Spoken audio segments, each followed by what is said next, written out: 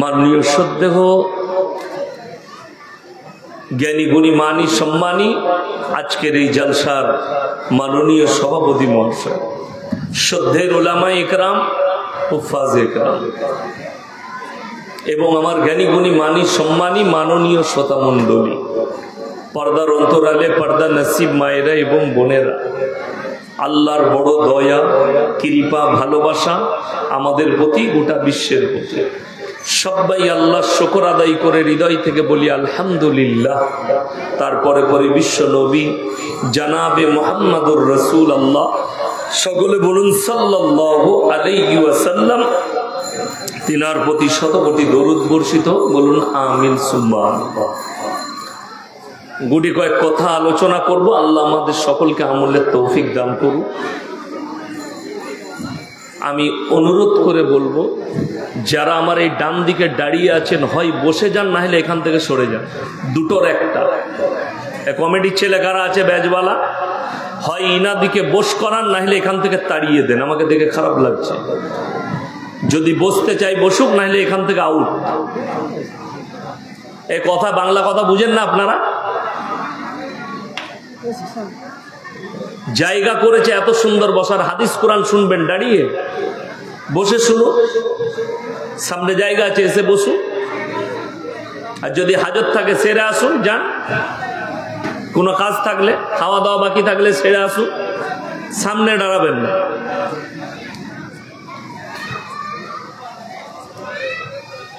ইসলাম হচ্ছে পরিষ্কার পরিচ্ছন্ন সুন্দর এবং উদারতায় পরিপূর্ণ। ইসলামে বাড়াবাড়ি নেই, মারামারি নেই, কাটাকাটি নেই, ঝামেলা নেই, ঝঞ্ঝট নেই। পৃথিবীতে ইসলামই এমন একটা ধর্ম যে যেখানে কোনো পদের বিচার নেই, মসজিদে ভাগ বাটোয়ারা নেই। যদি জুম্মার দিনে যে আগে আসবে সেই আগে বসবে। কেউ যদি মনে করে আমি গ্রামের নেতা কিংবা আমি গ্রামের বিশিষ্ট ব্যক্তি, লাস্টে এসে লোকের ঘাড়ে পা দিয়ে দিয়ে পৌঁছাবে, এটা নবীজি নিষেধ করেছেন যে সামনে কাতারে যেতে পারবে না, পেছনে বসো। একটা ভিখারি যদি ফার্স্ট কাতারে বসে, তাকে আপনি পেছনের কাতারে করতে পাবেন না।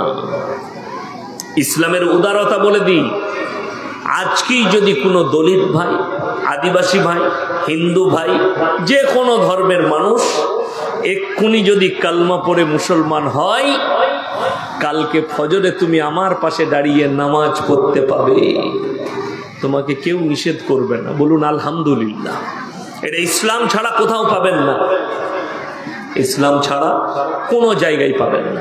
আমি কোনো ধর্মের নাম দিচ্ছি না, কিন্তু আমি বলছি এই উদারতা একমাত্র ইসলামে আছে। আজকেই যদি কালমা পড়ো, ইসলাম কবুল করো, কালকে তুমি আমার দাস্তারখানে বসে খানা খেতে পারবে, আমার প্লেটে বসে খানা খেতে পারবে, অসুবিধা নেই। কেন?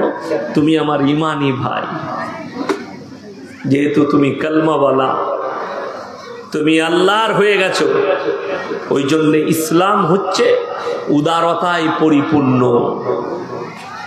নবীজির অনেক হিস্ট্রি আছে, মক্কা থেকে মদিনা, এত হিস্ট্রি আছে হাদিসে, আপনি অবাক হবেন। আমি খালি আজকে আলোচনা করব, জলসাটা মাদ্রাসার জলসা, আপনাদের কাছে গুটি কয়েক কথা আলোচনা করব। তার মধ্যে একটা হচ্ছে, আমি যে মুসলমান, আমার কর্তব্য কি, আমার দায়িত্ব কি। আমি নিজেকে মুসলমান বলে পরিচয় তো দিচ্ছি, এই মুসলমান পরিচয় দেওয়ার পরে আমার কি দায়িত্ব আছে।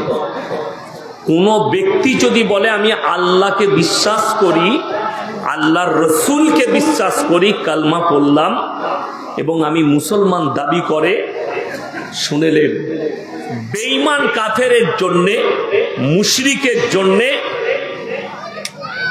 দুটো জিনিস নাই, তাদের একটাই জিনিস আছে, তাদের হারাম হালালের বিচার নেই। আছে বেঈমান কাফেরের জন্য কিন্তু মুসলমানের কাছে দুটো রাস্তা, একটা হারামের দিক, একটা হালালের দিক। যে মুসলমান হবে, আল্লাহ রসুলকে বিশ্বাস করবে, নবীজির আদর্শের উপরে চলবে, হাদিস কোরআনকে মানবে, তার জন্য দুটো রাস্তা। তাকে হালালটা নিতে হবে, হারামটা অ্যাভয়েড করতে হবে। হারাম আমার চলবে না, হালাল জিনিস আমাকে গ্রহণ করতে হবে। আপনি হারাম থেকে আপনাকে বাঁচতে হবে। এখন বর্তমানে গোটা ভারতবর্ষে, ভারত, বাংলাদেশ, পাকিস্তান, এই কটা দেশের মুসলমানদের হালত এত খারাপ। আমি সামান্য ভারতবর্ষের কথাই বলছি। 30 কোটি যদি মুসলমান থাকে, 10 কোটি মুসলমান ঈমান হারা হয়ে গেছে। মুসলমান আছে কিনা সন্দেহ আছে। সাধারণ লোক তো অনেক দূরের কথা, আমাদের মতো টুপি দাড়িওয়ালা অনেক মৌলবীর ইমানের খাতরা দাঁড়িয়ে গেছে। আজকে আমি বলতে বাধ্য হচ্ছি। কেন? ইসলামকে ধ্বংস করার জন্য এক শ্রেণীর বেঈমান কাফের এমন ভাবে জাল বিছাচ্ছে, সেই জালে আমরা মুসলমানরা কিন্তু ফেঁসে যাচ্ছি। তার 1 নম্বর জাল যেটা বিছিয়েছে, আমি এই বছরে দেখলাম যে সেই জালটার নাম হচ্ছে ধর্ম যার যার, উৎসব সবার। এই জালটা মারাত্মক জাল। এই ভাষা যদি কেউ বলে কোনো মুসলমান, আর এটার উপরে বিশ্বাস আর আকীদা রাখে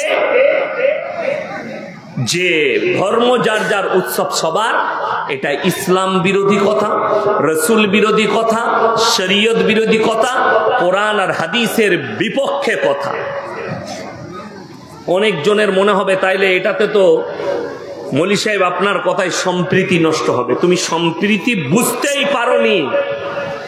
আমার আল্লাহ সম্প্রীতি কি দিয়েছেন, নবীজি কি বার্তা দিলেন সম্প্রীতির, এটা না বুঝার কারণে আমি দেখলাম আমাকে মুর্শিদাবাদের কিছু ছেলে, বীরভূম ডিস্ট্রিক্টের কিছু ছেলে আমাকে পাঠিয়েছে।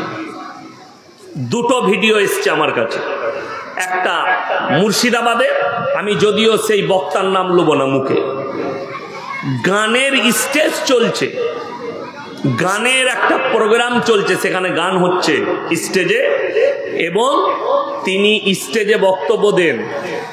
নিজেকে হুজুর বলে দাবি করেন, নিজেকে মৌলবি বলে দাবি করেন, স্টেজে গিয়ে আমাদের মতো নসিহত করেন, অথচ সে সেই স্টেজে হাত গুটিয়ে দাঁড়িয়ে আছে একজন নারীর পাশে। কষ্ট পেলাম ফটোটা দেখার পরে। কেন বলতে চাইছি, এই মৌলবি ধর্ম যার যার, উৎসব সবার করতে চেয়েছে। জেনে রেখে দিবেন আল্লাহ রসুলের হাদিস, আখরি জামানায় এক শ্রেণীর এমন মৌলবি বের হবে, হুজুর বের হবে, আল্লাহ তাদেরকে দিয়ে জাহান্নামের উদ্বোধন করবেন। এদের গিরেবানটা ধরে জাহান্নামে দেওয়া হবে। বীরভূম ডিস্ট্রিক্টের একজন, নামের আগে মুফতি, নামের শেষে পীর, বীরভূম ডিস্ট্রিক্টে, আর তার আগে জমিয়ত না কি আছে, তার পদে আছে দেখলাম। তিনি একটা দীপাবলির উৎসবে গেছেন এবং মানুষকে বার্তা দিচ্ছেন যে আপনারা সবাই আজকে মায়ের আশীর্বাদ নেবেন, মায়ের আশীর্বাদে আপনারা ভালো থাকবেন, আপনারা ঠিক মতো মায়ের আশীর্বাদ নেন। আমি আপনাদিকে বলে যাচ্ছি, সঙ্গে সঙ্গে সেই মুক্তির ঈমান হারা হয়ে গেছে। সে যত বড়ই বাপের বেটা পীর হোক আর মুক্তি হোক, একে ইস্তেগফার করতে হবে, একে কালমা পড়তে হবে। তার দলিল আমার কাছে একাধিক আছে। অবশ্যই এই ভারতবর্ষে রাইট আছে, ভারতবর্ষের আপনার সংবিধান হচ্ছে, ভারতে যতগুলো ধর্মের মানুষ আছে সবাই নিজের নিজের ধর্ম নির্দ্বিধায় পালন করবে, কোনো বাধা নেই, কেউ বাধা দিতে পারবে না, সবাই করবে। কিন্তু সম্প্রীতি কি? যারা বলছে ধর্ম যার যার, উৎসব সবার, আর এটার উপরে আমল করছে, আমি সেই গন্ড মূর্খ থেকে দাওয়াত দিচ্ছি। কুরবানির দিনে আমি আপনাকে দাওয়াত দিলাম, আপনার যতগুলো অমুসলিম বন্ধু ভাই আছে তাদেরকে তুমি বলতে পারবে যে ইয়াসিন সাহেবের বাড়িতে দাওয়াত, আমি একটা ষাঁড় জবাই করব। ধর্ম যার যার, উৎসব সবার, কথাটা আমার বুঝে আসছে? আমি খুব সূক্ষ্মভাবে বুঝাচ্ছি। তাহলে আমার বাড়িতে দাওয়াত দেওয়া যাবে না কেন? এই কথাটা আমার অন্যায়। আমি কোনো অমুসলিম ভাইকে দাওয়াত দিতে পারি না কুরবানির সময়। কেন? আমরা যে পশু প্রাণী জবাহ করি, থানায় ডাকা হয় প্রত্যেকটা ইমামকে, থানার বড়বাবু ডাকেন, প্রশাসনের তরফ থেকে ডাকা হয়। আপনারা গিয়ে ঈদগায় মেসেজ দিবেন, জুম্মায় খুতবাই বলবেন, ঈদগায় খুতবা দিবেন, বলে দিবেন কি আপনারা যখন নিজের ধর্ম পালন করবেন অপরকে কষ্ট দিবেন না। আমার রাসূল সাল্লাল্লাহু আলাইহি সাল্লামের হাদিস, তোমরা মুমিন হতে পারবে না যতক্ষণ পর্যন্ত তোমার কাছ থেকে তোমার প্রতিবেশী সুরক্ষিত নয়। সেই প্রতিবেশী যেই হোক, সে হিন্দু হোক, দলিত হোক, আদিবাসী হোক, যে ধর্মেরই হোক, আপনার কাছে তাকে সেফটি পেতে হবে, সে যেন কষ্ট না পায়। চলুন, যে সমস্ত ভাইয়েরা হিন্দু, দলিত, আদিবাসী ভাই যার কানে আমার আওয়াজ পৌঁছাচ্ছে, যারা কান খাড়া করে আছেন ইয়াসিন ভাই কি বলে শুনবো, তারা শুনে যান। যারা ইউটিউব ফেসবুকে দেখেন তারা শুনে যান। আল্লাহ কোরআনে বলেছেন, কেউ যদি কোন নিরীহ মানুষকে হত্যা করে, সেই মানুষটা হত্যা করার কারণে গোটা মানব জাতিকে হত্যা করা হলো। কেউ যদি কোনো মানুষের উপকার করে, সে যেন গোটা মানব জাতির উপকার করলো। আমার রাসূল সাল্লাল্লাহু আলাইহি সাল্লাম বললেন, তোমরা দেখো না কোন জাতের, সে যে ধর্মেরই হোক, সে হিন্দু হোক, দলিত হোক, আদিবাসী হোক, খ্রিস্টান হোক, সে যদি ক্ষুধার্ত হয় খাবার দাও, বস্ত্রহীন হলে বস্ত্র দাও, বিপদে পড়লে পাশে দাঁড়াও। এটা হচ্ছে রাসূল সাল্লাল্লাহু আলাইহি ওয়াসাল্লামের আদর্শ। আপনি তার পাশে দাঁড়ান, সে বিপদে আছে। একটা হিন্দু ব্যক্তি, একটা দলিত ভাই তার মেয়ের বিয়ে দিতে পারছেন, আপনি টাকা দেন, নেকি পাবেন। কোনো গরিবের ছেলে পড়তে পারছে না, তার ধর্ম নয়, তাকে বই কিনার টাকা দেন, আপনি নেকি পাবেন। তার মানে এটা নয় যে আপনি তার পাশে দাঁড়িয়েছেন, হেল্প করেছেন বলে আপনাকে পুজোর অনুষ্ঠানে দাওয়াত দিবার আপনি পুজোতে যাবেন। কোরআনে আছে, লা ইলাহা ইল্লা ওয়ালা ইলাহা ইল্লা, তোমরা দুটো নৌকায় পা দিও না, দুটো নৌকায় পা দিয়া যাবে না। কোরআন শোনায়ার পরে, লাউ কানা ফীহিমা আলিয়াতুন ইল্লাল্লাহু লাফাসাদাতা, আমি আল্লাহ ছাড়া পৃথিবীতে যদি আর একটা আল্লাহ হতো, পৃথিবীতে বিভ্রাট মারামারি সৃষ্টি হতো। এটা কোরআন। লাউ কানা ফীহিমা আলিয়াতুন ইল্লাল্লাহু লাফাসাদাতা, আমি আল্লাহ ছাড়া পৃথিবীতে আর একটা আল্লাহ হলে পৃথিবীতে মারামারি আর বিভ্রাট সৃষ্টি হতো। তাই আমি আল্লাহ ছাড়া পৃথিবীতে দ্বিতীয় কোনো সৃষ্টিকর্তা নেই, আল্লাহ ছাড়া কোনো মাবুদ নেই। চলুন, আল্লাহর কাছে নিকৃষ্ট তিনটে পাপ, তার মধ্যে মারাত্মক একটা পাপ হচ্ছে শিরকের পাপ। আল্লাহর কাছে জঘন্যতম, পৃথিবীতে যতগুলো অপরাধ আছে, পাপ আছে, গুনাহ আছে, সব থেকে নিকৃষ্টতম গুনাহ হচ্ছে শিরকের গুনাহ। কেউ যদি জিনা করে ফেলে, সে যদি ইস্তেগফার করে, আমার আল্লাহ চাইলে ক্ষমা করে দিবেন। কেউ যদি চুরি করে, সে যদি আল্লাহর কাছে ক্ষমা চাই, আল্লাহ ইচ্ছা করলে ক্ষমা করবেন। কিন্তু ইন্না শিরকা লাযুলমুন আযীম, কেউ যদি জেনে বুঝে শিরক করে, জ্ঞান থাকতে শিরক করে, সেই গুনাহ আমি আল্লাহ কিন্তু ক্ষমা করব না। চলুন, আমাদের দেশের অনেক ভাই মনে মনে করছে, ওই জন্য এই গত পরশু আমার সঙ্গে ঝামেলা। কি ঝামেলা? জলসায় ঢুকে দেখছি মেলা বসিয়েছে, এত বড় মেলা, এত বড় মেলা, আর জলসার স্টেজে 50টা লোক, মেলাতে 5000 ছেলে আর মেয়ে। অত কষ্ট লাগলো আমার, আমি নিজেকে কন্ট্রোল করতে পারিনি। আমি কয়েকটা ভাষা ইউজ করেছি, হয়তো অনেক জনার গায়ে লাগছে ভাষাটা, যে ভাষাটা এরকম ইউজ করতে হতো না। আপনি ঠিকই বলেছেন, আমি যদি ভাষা এরকম ইউজ করেছি আপনার গায়ে লাগে, তো আপনি চিন্তা করুন, আপনার মা বোন রাস্তায় গিয়ে জিনার কাজে লিপ্ত হচ্ছে, ওটা আপনাকে ভালো লাগে? আমি অন্যায় করেছি, দুটো ভাষা, খারাপ ভাষা বলে ফেলেছি। এটা যদি অন্যায় হয়, তুমি প্রতিবাদ করছো না? তোমার পরিবারে, তোমার গ্রামে, তোমার জলসায় তোমরা কজন প্রতিবাদ করেছো? শুনে রেখে দাও, ইয়াসিনের একটা প্রতিবাদে যদি তোমাকে ওই মুখের ভাষাটা যদি তোমাকে খারাপ লাগে, পতিতালয়টা যদি খারাপ লাগে, দেহ ব্যবসাটা যদি খারাপ লাগে, কেন বলেছি? আমাদের সমাজের লোক খালি মনে করে জিনা করা মানে খালি শারীরিক সম্পর্ক। কে বললো আপনাকে? হাতের জিনা, চোখের জিনা, কানের জিনা, নফসের জিনা, পায়ের জিনা, শারীরিক জিনা। যে ছেলেটা মেলায় ছেলে মেয়ে এক কাছে কুনো মারছে, হাতে করে চিমটি কাটছে, এগুলো হাতের জিনা। আর কেউ গ্যারান্টি দিতে পারবে যে মেলা বসাবো, ছেলে মেয়েরা সেখানে থাকবে আর কোনো মেয়েকে ছেড়খামি হবে না? আমার কাছে প্রমাণ আছে, আমি নাম করব না, কিন্তু জেলা হচ্ছে 24 পরগনা। আমি জলসায় গিয়েছিলাম, স্টেজ থেকে নেমে গাড়িতে চাপবো, একটা যুবককে 5টা কমিটির ছেলে ধরে পিটাচ্ছে। আমি বললাম মারছো কেন? বলে একটা মেয়েকে টানাটানি করেছে। আমি বলে হারাম খোর, মেলা বসিয়ে তোর মা বোনকে রাস্তায় তুলবি, ও টানবে না তো কি করবে? ছাড় ওকে। এটা বাস্তব। আমি জায়গার নাম করলাম না, কিন্তু জেলার নাম করলাম। মুর্শিদাবাদ জেলায় জলসা চলছে, জায়গার নাম করব না। আজ থেকে 3 বছর আগে, 3-4 বছর আগে আমার দাওয়াত ছিল। জলসায় মেলার কারণে একটা মেয়ের হাত ধরে টানাটানির কারণে হেসুয়া করে চুটিয়েছে। জলসা শেষ, বন্ধ, মাদ্রাসাওয়ালাদের ধ্বংস। যদি কোনো বাপের বেটা মৌলবি যদি বলে জলসাকে কেন্দ্র করে মেলা বসিয়ে টাকা তোলা যাবে, আমি তাকে চ্যালেঞ্জ দিলাম কিয়ামতের সকাল পর্যন্ত,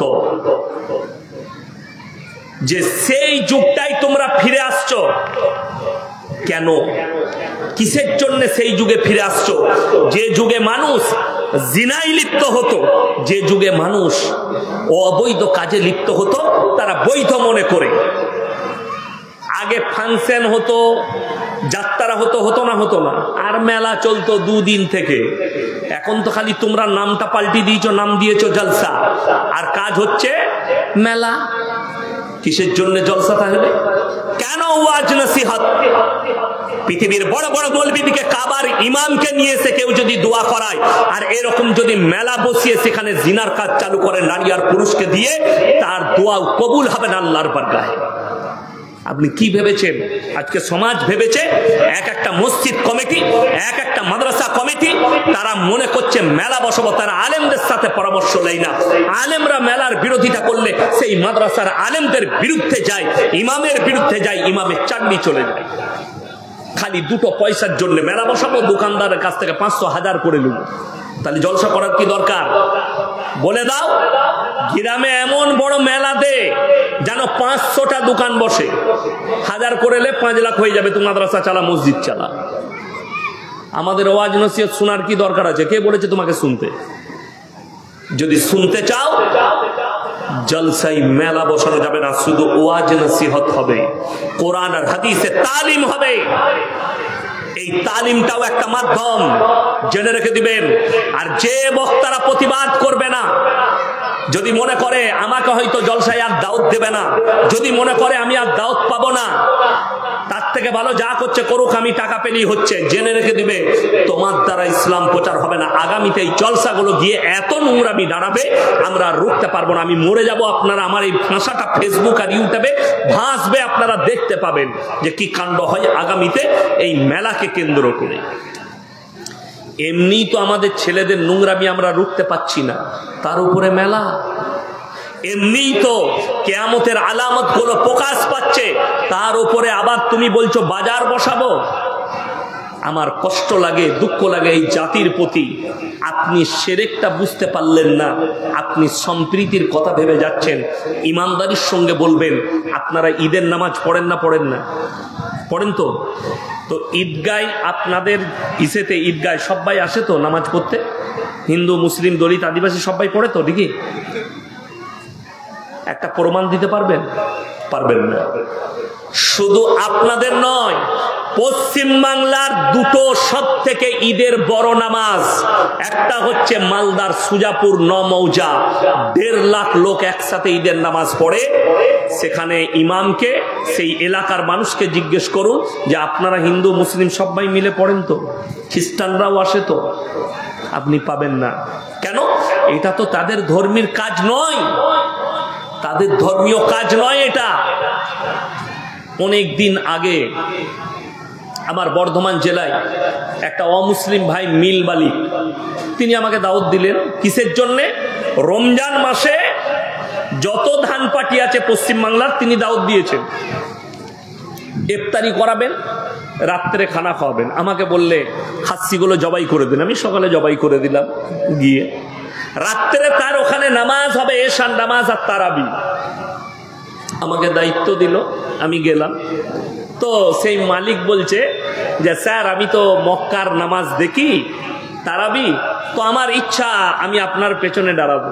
আমি বললাম শরীয়ত আপনাকে সম্মতি দেয় না, আপনি দাঁড়াতে পাবেন কালমাটা পড়লেন, আপনি দাঁড়াতে পাবেন কালমা পড়লেন, পবিত্রতা আনতে হবে।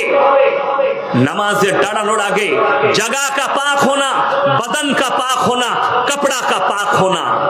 তোমার কাপড়টা পবিত্র হতে হবে, তোমার শরীরটা পবিত্র হতে হবে, তুমি যে জায়গায় নামাজ পড়ছো নামাজটা পবিত্র হতে হবে। বলে আমি বসে শুনতে পারি, আমি বসে দেখুন আমরা কিভাবে নামাজ পড়ি, আপনি দেখতে থাকুন, অসুবিধা নেই। কিন্তু দুঃখের বিষয় আজকে মুসলমান এটাই বুঝে না। ইব্রাহিম আলাইহিস সালাতু ওয়াস সালাম তিনি তিনার আব্বাজানকে দাওয়াত দিয়েছেন কি বলে? ইব্রাহিম নবীর বাপের তিনটা কাজ ছিল, এই আমার মুসলমান যুবক যুবতী ভাইরা শুনেন, তিনটা কাজ: মূর্তি তৈরি করা, মূর্তি বিক্রি করা, আর মূর্তির উপাসনা করা। ইব্রাহিম আলাইহিস সালাতু ওয়াস সালাম নিজের আব্বাজানকে দাওয়াত দিলেন কি বলে? ইজ ক্বালা লিআবিহি ইয়া আবাতি লিমা তা'বুদু মা লা ইয়াসমাউ ওয়া লা ইউবসিরু ওয়া লা ইউগনি আনকা শাইয়্যা। হে আমার আব্বাজান, আপনি কার উপাসনা করছেন? হাত পা নাড়তে পারে না, কথা বলতে পারে না, নিজস্ব কোনো যোগ্যতা নেই, আপনি এদের উপাসনা করছেন, এটা শয়তানের রাস্তা। আমার আল্লাহকে বিশ্বাস করুন, আমাকে নবী হিসাবে বিশ্বাস করুন। রিওয়ায়েতে আছে কোরআনে, কিয়ামতের দিনে ইব্রাহিম নবীর বাপ আব্বাজান বীর্য আকারে রক্ততে লুটোপুটি খাবে। ইব্রাহিম নবী আল্লাহকে বলবেন, আল্লাহ আমি আমার আব্বাজানের সম্পর্কে আপনার সাথে কিছু কথা বলতে চাই। আল্লাহ বলবেন, তোমার আবেদন আমার কাছে গ্রহণযোগ্য নয়, হবে না, তোমার বাপের জন্যে আমি তোমার কোনো কথাই শুনবো না। কেন? তোমার আব্বা মুশরিক, তোমার আব্বা আমার নবীকে মানেনি, আমাকে মানেনি, তার জন্য তোমার কোনো কথা শোনা হবে না। আমার বন্ধুগণ, আমাদের দেশের অনেক মুসলমান, অনেক গুমরা, অনেক অশিক্ষিত, তেনারা আমাদিকে বলছে মৌলবীরা মাদ্রাসা ছাপ, এরা কি জানে, স্কুলে যাইনি আর বোকা, আমি ইংলিশ মিডিয়ামেও পড়েছি, আমি স্কুলেও গেছি, তোরা আমাদের সম্পর্কে জানিস না। আমার ভাই, দুঃখের বিষয় হচ্ছে তুমি ইসলামটা বুঝেও তুমি বুঝতে চাওনি। কেন? আমাদের অনেক মুসলমান আছে, অমুসলিম ভাইরা দাওয়াত দিলে যদি বলে ভাই কাটা খাবে, আমাদের এখানে কিন্তু কাটা ফাটা আছে, বলে আমার তো কোনো ব্যাপার নাই, যা দিবে তাই চলবে, আমি কাটা মাটা সবই খাই। আপনি খেয়ে বেরিয়ে যাবেন, সেই হিন্দু ভাইটা বলবে সালা হারামির বাচ্চা, ধর্ম মানে না, এই ভাষাটা ইউজ করবে আপনার জন্যে। আর আপনি যদি বলেন ভাই আমি কিন্তু খুব ধার্মিক, আল্লাহকে মানি, আমাদের ইসলাম ধর্মে কাটাটা হারাম, মদ হারাম, অবৈধ জিনিসটা হারাম, এগুলো আমাদের চলে না, আপনার পেছনে বলবে লোকটা ধার্মিক, লোকটা দারুণ ভালো লোক, ধর্মের ওপরে বিশ্বাস করে চলে। আর যে বলবে আমি কিচ্ছু মানি না, আমি আমার জীবনের একটা ঘটনা বলি। বোলপুর শান্তিনিকেতনের নাম শুনেছেন? বীরভূম ডিস্ট্রিক্টে কবিগুরু রবীন্দ্রনাথ ঠাকুরের এলাকা। বিশ্বভারতীর একজন আমাকে দাওয়াত দিল, প্রফেসর, তার মেয়ের বিয়ে আমাদের বর্ধমানে থাকতো, বললে মলি সাহেব আপনাকে যেতেই হবে। যাব, কিন্তু আমি প্যান্ডেলে খাই না, আমাকে বাড়িতে খাওয়াতে হবে, বলে তাই খাওয়াবো। তো আমি দাস্তারখানে বসেছি, আমার দাস্তারখানে দুজন প্রফেসর বসেছেন, বিশ্বভারতীর, একটা মুসলিমদের ছেলে আর একটা হিন্দু ভাই, আর আমি আছি, আমার ড্রাইভার আছে, আমরা চারজন বসেছি দাস্তারখানে পালঙের ওপরে। সেই মুসলিম যুবকটা কি বলছে শুনেলেন? প্রফেসরটা গর্ব করে, মানে আমাকে ইনসাল্ট করে বলছে, মলি সাহেব আমি মুসলমান, কিন্তু আমি গরু, ছাগল, শুয়োর, কুকুর সব খাই। আমি বললাম তোমাকে কে বললে মুসলমান? বলে তবে আমি, তোমাকে কুকুর বলা যাবে, শুয়োর বলা যাবে, হারামখোর বলা যাবে, হারামের আওলাদ বলা যাবে, মুসলমান বলা যাবে না। সে মাল আর ভাত খেলো না, উঠে পালিয়ে গেল। আমাকে বলে এটা গুড়া মুসলমান। না, আমি গুড়া। বিশ্বাস করুন, সে যখন উঠে বেরিয়ে গেল, সেই হিন্দু ভাই প্রফেসর আমাকে বলছে, স্যার কিছু মনে করবেন না, ওটা হারামির বাচ্চা, ধর্ম মানে না। এই ভাষাটা আমাকে বলল হিন্দু ভাই প্রফেসর, এই ভাষা বলল, এ হারামখোরের আওলাদ, ধর্ম বিশ্বাস করে না, ধর্ম মানে না। আপনি কিছু মনে করবেন না। উনি প্রফেসর, তো খারাপ লাগলো, মুসলিমদের ছেলে, মানে মুসলমানই নয়। কে বললো মুসলমান? মোটেই মুসলমান বলবেন না। ও কোনো নয়, না ঘাটকা না ঘর কা, ধোবি কা কুত্তা হ্যায় ও, কিধর কা ভি নেই। বড় কষ্ট লাগে। কেন? এই মুসলমানকে দুটো জিনিস সব সময় ভাবতে হবে, আমার জন্য, আপনার জন্য। আপনি যখন নিজেকে ঈমানওয়ালা দাবি করেছেন, কালমাওয়ালা দাবি করেছেন, রাসূলের উম্মত দাবি করেছেন, আপনাকে সব সময় দুটো জিনিস মাথায় রাখতে হবে, একটা হারাম, একটা হালাল। হারামটা আপনার জন্য অ্যাভয়েড করতে হবে, হালালটাকে আপনাকে গ্রহণ করতে হবে। আল্লাহর কাছে যতগুলো পাপ, নিকৃষ্ট পাপ হচ্ছে শিরকের পাপ। শুধু এই ঠাকুর নয়, অনেক মুসলমান আছে নিজের বাচ্চাকে কি কিনে দেয়? মেলা বসেছে, একটা পুতুল কিনে নিয়ে এসছে মেয়ের জন্য। আনে না, আনে না, হারাম। যদি কোনো মুসলমান পুতুলের ব্যবসা করে, জায়েজ নেই। কোনো মুসলমান যদি এই পুতুল তৈরি করে, হারাম। তার মধ্যে ইব্রাহিম নবীর বাপের মধ্যে কোনো পার্থক্য নাই। এই লোককে এই পুতুল তৈরি করার কারণে, মূর্তি তৈরি করার কারণে জাহান্নামে যেতে হবে। অনেক মুর্শিদাবাদের ছেলে আছে, ফোন করে কেরালা থেকে, হুজুর আমি একটা বাড়িতে কাজ করছি, আমাকে ওখানে একটা সিমেন্ট দিয়ে ঠাকুর তৈরি করতে হবে, করা যাবে? আমরা, হারাম, করা যাবে না তোমার জন্য। তুমি বলে দাও আপনারা অন্য মিস্ত্রিরে করুন, এটা আমার পক্ষে সম্ভব নয়, করা যাবে না, জায়েজ নেই। কেন? ইব্রাহিম নবীর বাপের অপরাধ তো ওই তিনটেই, তৈরি করা, বিক্রি করা, তার উপাসনা করা, এই তিনটা অপরাধ। আজকে বড় কষ্ট লাগে। শুধু এটা নয়, আমি হুগলি ডিস্ট্রিক্টে এক জায়গায় জলসা করতে গেছি, জায়গাটার নাম হচ্ছে 10 ঘরা, বর্ধমান জেলা শেষ, হুগলির শুরু। জলসায় স্টেজে গেলাম, এ আপনাদের কি স্টেজ, কয়েক লাখ টাকা দিয়ে প্যান্ডেল করেছে, একদম লম্বা, সাজা পূজার, ঝাড়বাতি, দারুণ। স্টেজে গেলাম, স্টেজের পাশে একটা বড় গাছ, গাছটা চলে গেছে ওপর দিকে, চারিদিকে প্যান্ডেল। গাছের গোড়ায় মাটির ঘোড়া রাখা আছে, আগরবাতি আছে, মোমবাতি আছে, আর একটা চাদর লেপটানো আছে। আমি স্টেজে গিয়ে বললাম, বাবা আপনাদের এখানে হিন্দু মুসলিম ভাইদের মধ্যে খুব মহব্বত গো, তোমরা খুব ভালো মানুষ। বলে কেন হুজুর? বলে এখানে ওনারা পুজো পাঠ করে, তোমরা এখানে জলসা করছো। বলছে হুজুর ওটা আমাদেরই। মানে তোরা কি করিস? বললাম ওখানে বুড়ো পীর সাহেব আছে, যা পুজো কর। বাস্তব বলছি, সত্য ঘটনা। দুঃখের বিষয়, আপনি একটা অমুসলিম ভাই মাটির মূর্তি তৈরি করে উপাসনা করলে, সেটা যদি শিরক হয়, গাছের গোড়ায় ঘোড়া রেখে সিজদা দিলে এটা কি করে শরীয়ত হতে পারে? তোমার বিবেককে জিজ্ঞেস করো। খুব কষ্টের সঙ্গে বলছি, আমি ইয়াসিন এখন বেঁচে আছি না নাই, কথা বলছি যখন আমার মধ্যে প্রাণ আছে না নেই? প্রাণ আছে। এখন যদি আমাকে সভাপতি সাহেব বলে, ইয়াসিন বাবু আমাকে 100 টাকা দাও, আমি পকেট থেকে বার করে দিতে পারবো না? পারবো না বাবা? পারবো তো?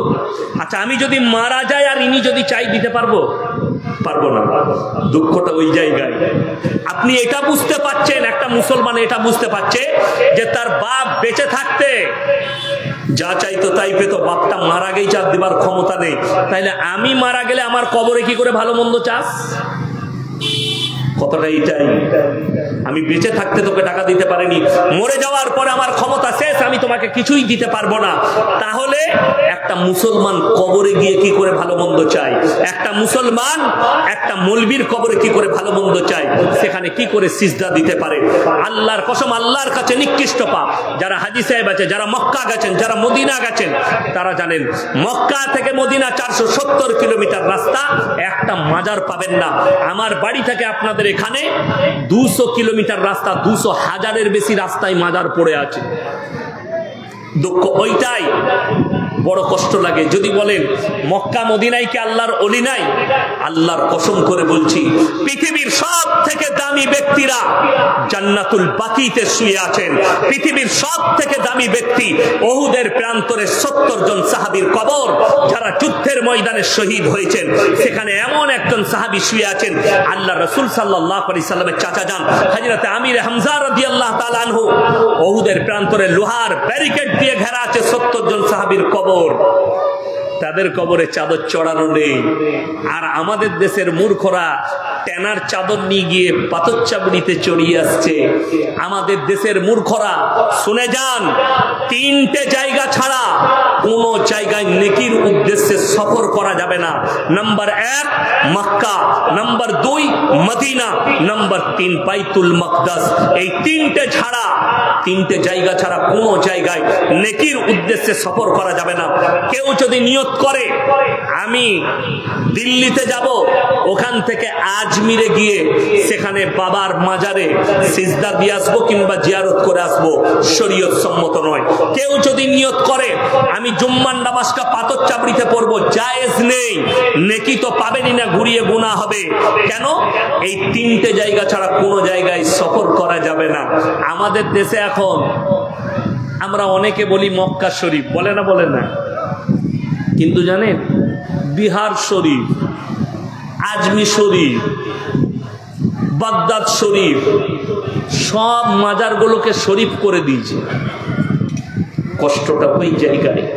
আপনি দেখুন, অনেকজন মুর্শিদাবাদে, বর্ধমানে, বীরভূমে, পশ্চিম বাংলায় অনেকজন নিজের গাড়ির উপরে লিখে রেখেছে দাতা বাবার দান। একদম হারাম ভাষা, শিরকি ভাষা।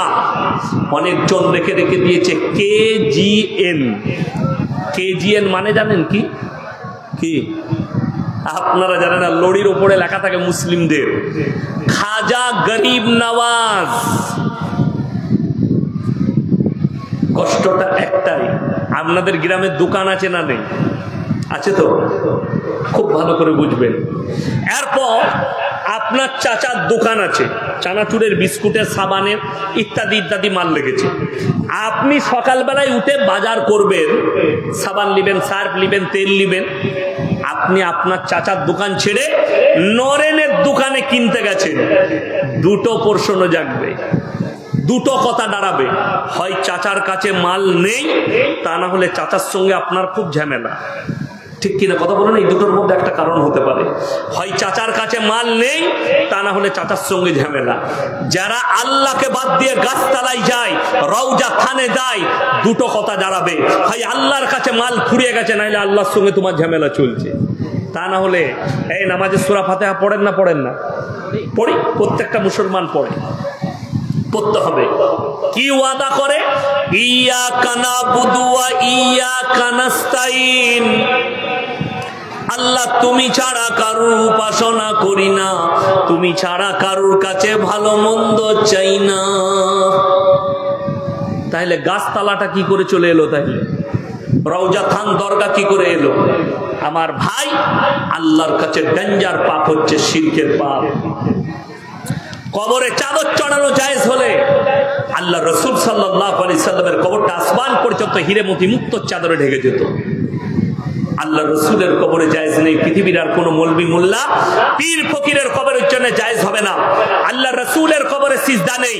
পৃথিবীর আর কোন মৌলবি মোল্লা পীর ফকিরের কবরের জন্য সিজদা চলবে না। আল্লাহ রসুলের কবরে ভালো মন্দ চাইতে পাবে না। পৃথিবীর আর কোন মৌলবি মোল্লা পীর ফকিরের কবরের জন্য ভালো মন্দ চাওয়া যাবে না। সকলে বলুন, কল্যাণ অকল্যাণ ভালো মন্দের মালিক সকলে জোরে বলুন কে?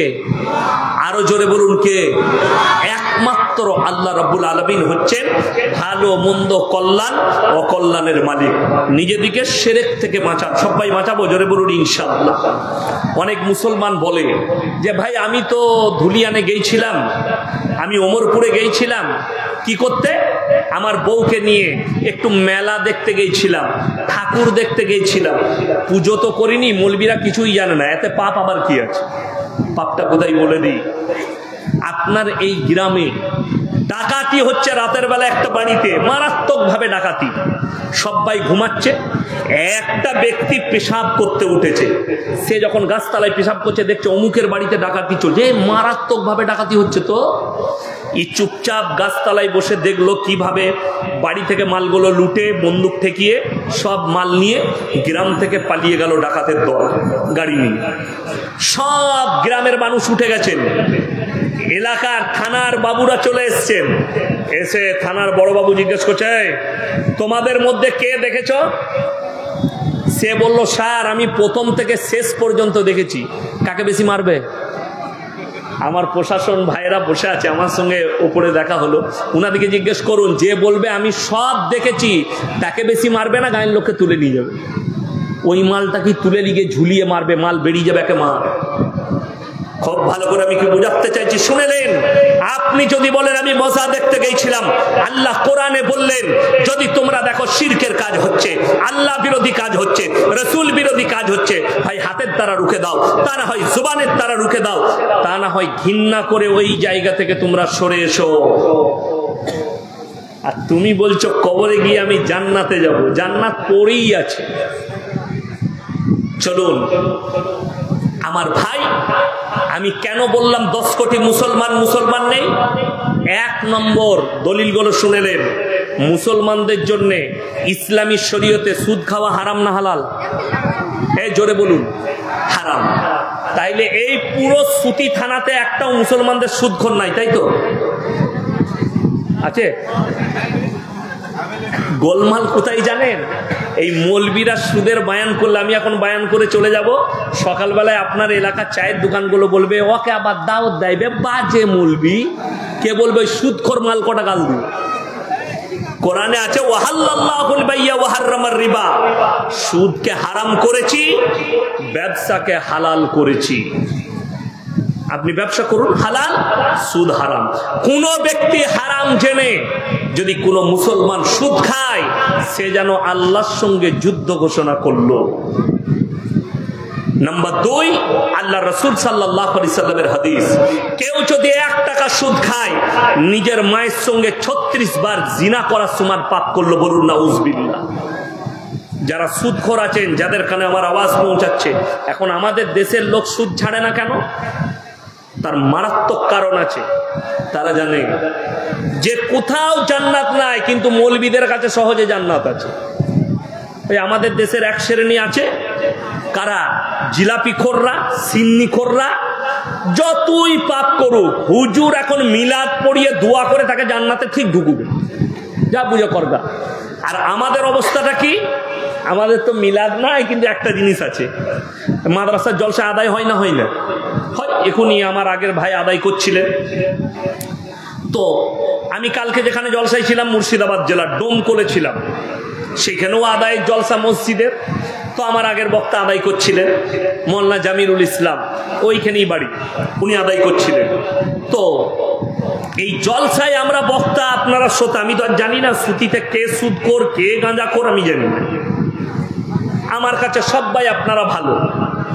এখন একটা সুদখোর দেখলে, আমি তো সুদ খাই, তো হুজুর যখন আদায় করছে দিয়ে দিই। এখন আমার হাতে 2000 টাকা দিলে বক্তার হাতে, আমাদের বক্তারা এত তাড়াতাড়ি জান্নাতে ভরে অবাক হয়ে যাবেন। আহারে বান্দারে গোদাই বাসে ছিল, আর ছিল কি না ছিল, 2000 দিল, দিয়ে জান্নাতে ঢুকিয়ে ছেড়ে দিল। সুদখোর দেখলে শালা এত ভালো জান্নাত তো আর কোথাও নাই।